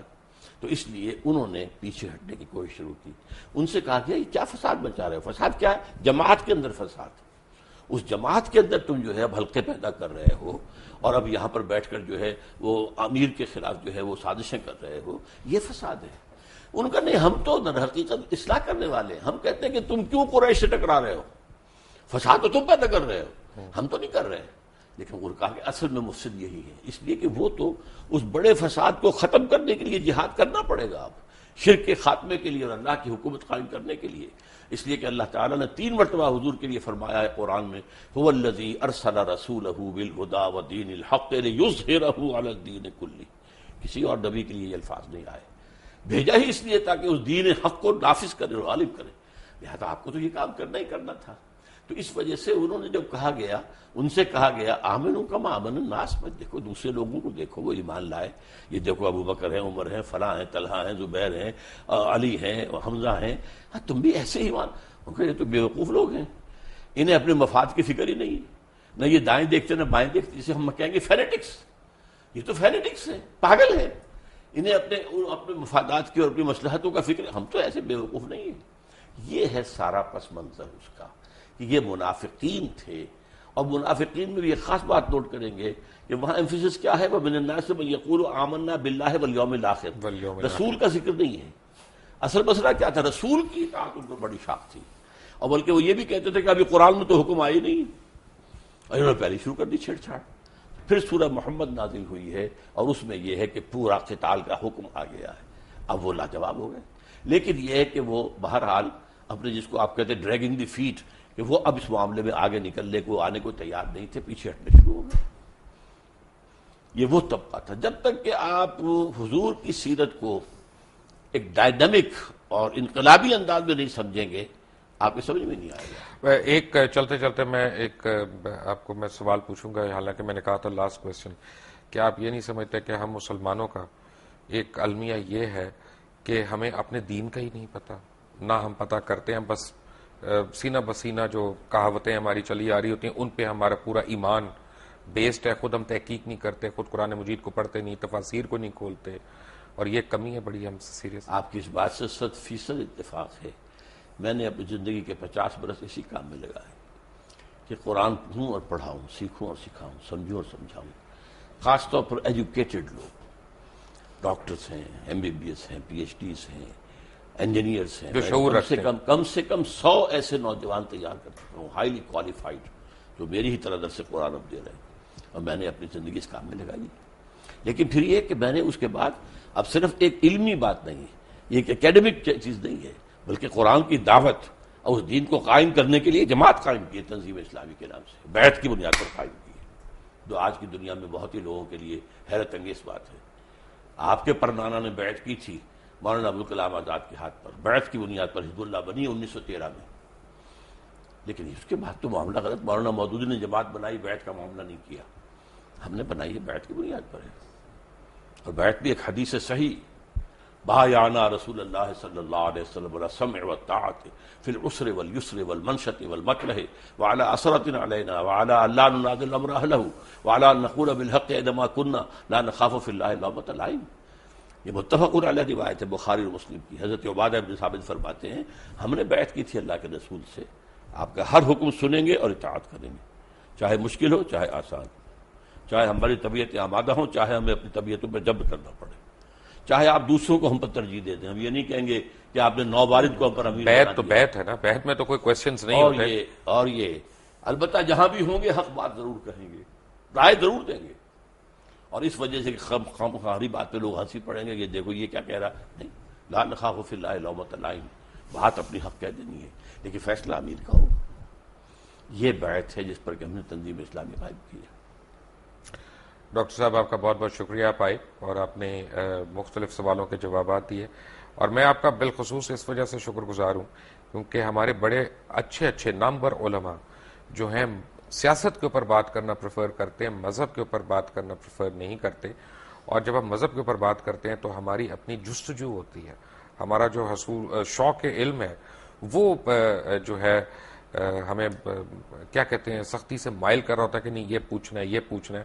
خدا نہ خواستہ اس کا مقصد گستاخی نہیں ہوتا، کہیں ایسا نہ آپ سمجھیے گا. میں چلتے چلتے اپنے ناظرین کو ایک بات کہوں کہ جیسے میں نے سورہ غاشیہ کی ایک آیت کی میں ایک انٹرپریٹیشن ڈاکٹر صاحب کو دے رہا تھا، تو ایک حدیث نبوی ہے، میں اس کی اکثر لوگوں کو بات بتاتا ہوں اپنے دوستوں کو کہ علم حاصل کرنے کے لیے چین بھی جانا پڑے تو جاؤ، علم کی جستجو اس کے لیے اگر چین بھی جانا پڑے تو جاؤ. تو the way I look at it وہ یہ ہے کہ حضور انور صلی اللہ علیہ وسلم تو اس وقت مکے میں تھے یا مدینے میں اس وقت تشریف رکھتے تھے جب یہ حدیث آئی، تو چائنا کیوں جائیں جبکہ ساری دنیا ساری کائنات کا علم جو ہے وہ عرب کے اندر ہے، تو چائنا کیوں جائیں؟ بات یہ کہ ایک تشبیہ تھی کہ آپ چائنا جا رہے ہیں، پہلے آپ ایک ریگستان کراس کر رہے ہیں، اس کے بعد آپ ایک سمندر کراس کر رہے ہیں، اس کے بعد ایک ماؤنٹ ایوریسٹ آپ کراس کر رہے ہیں.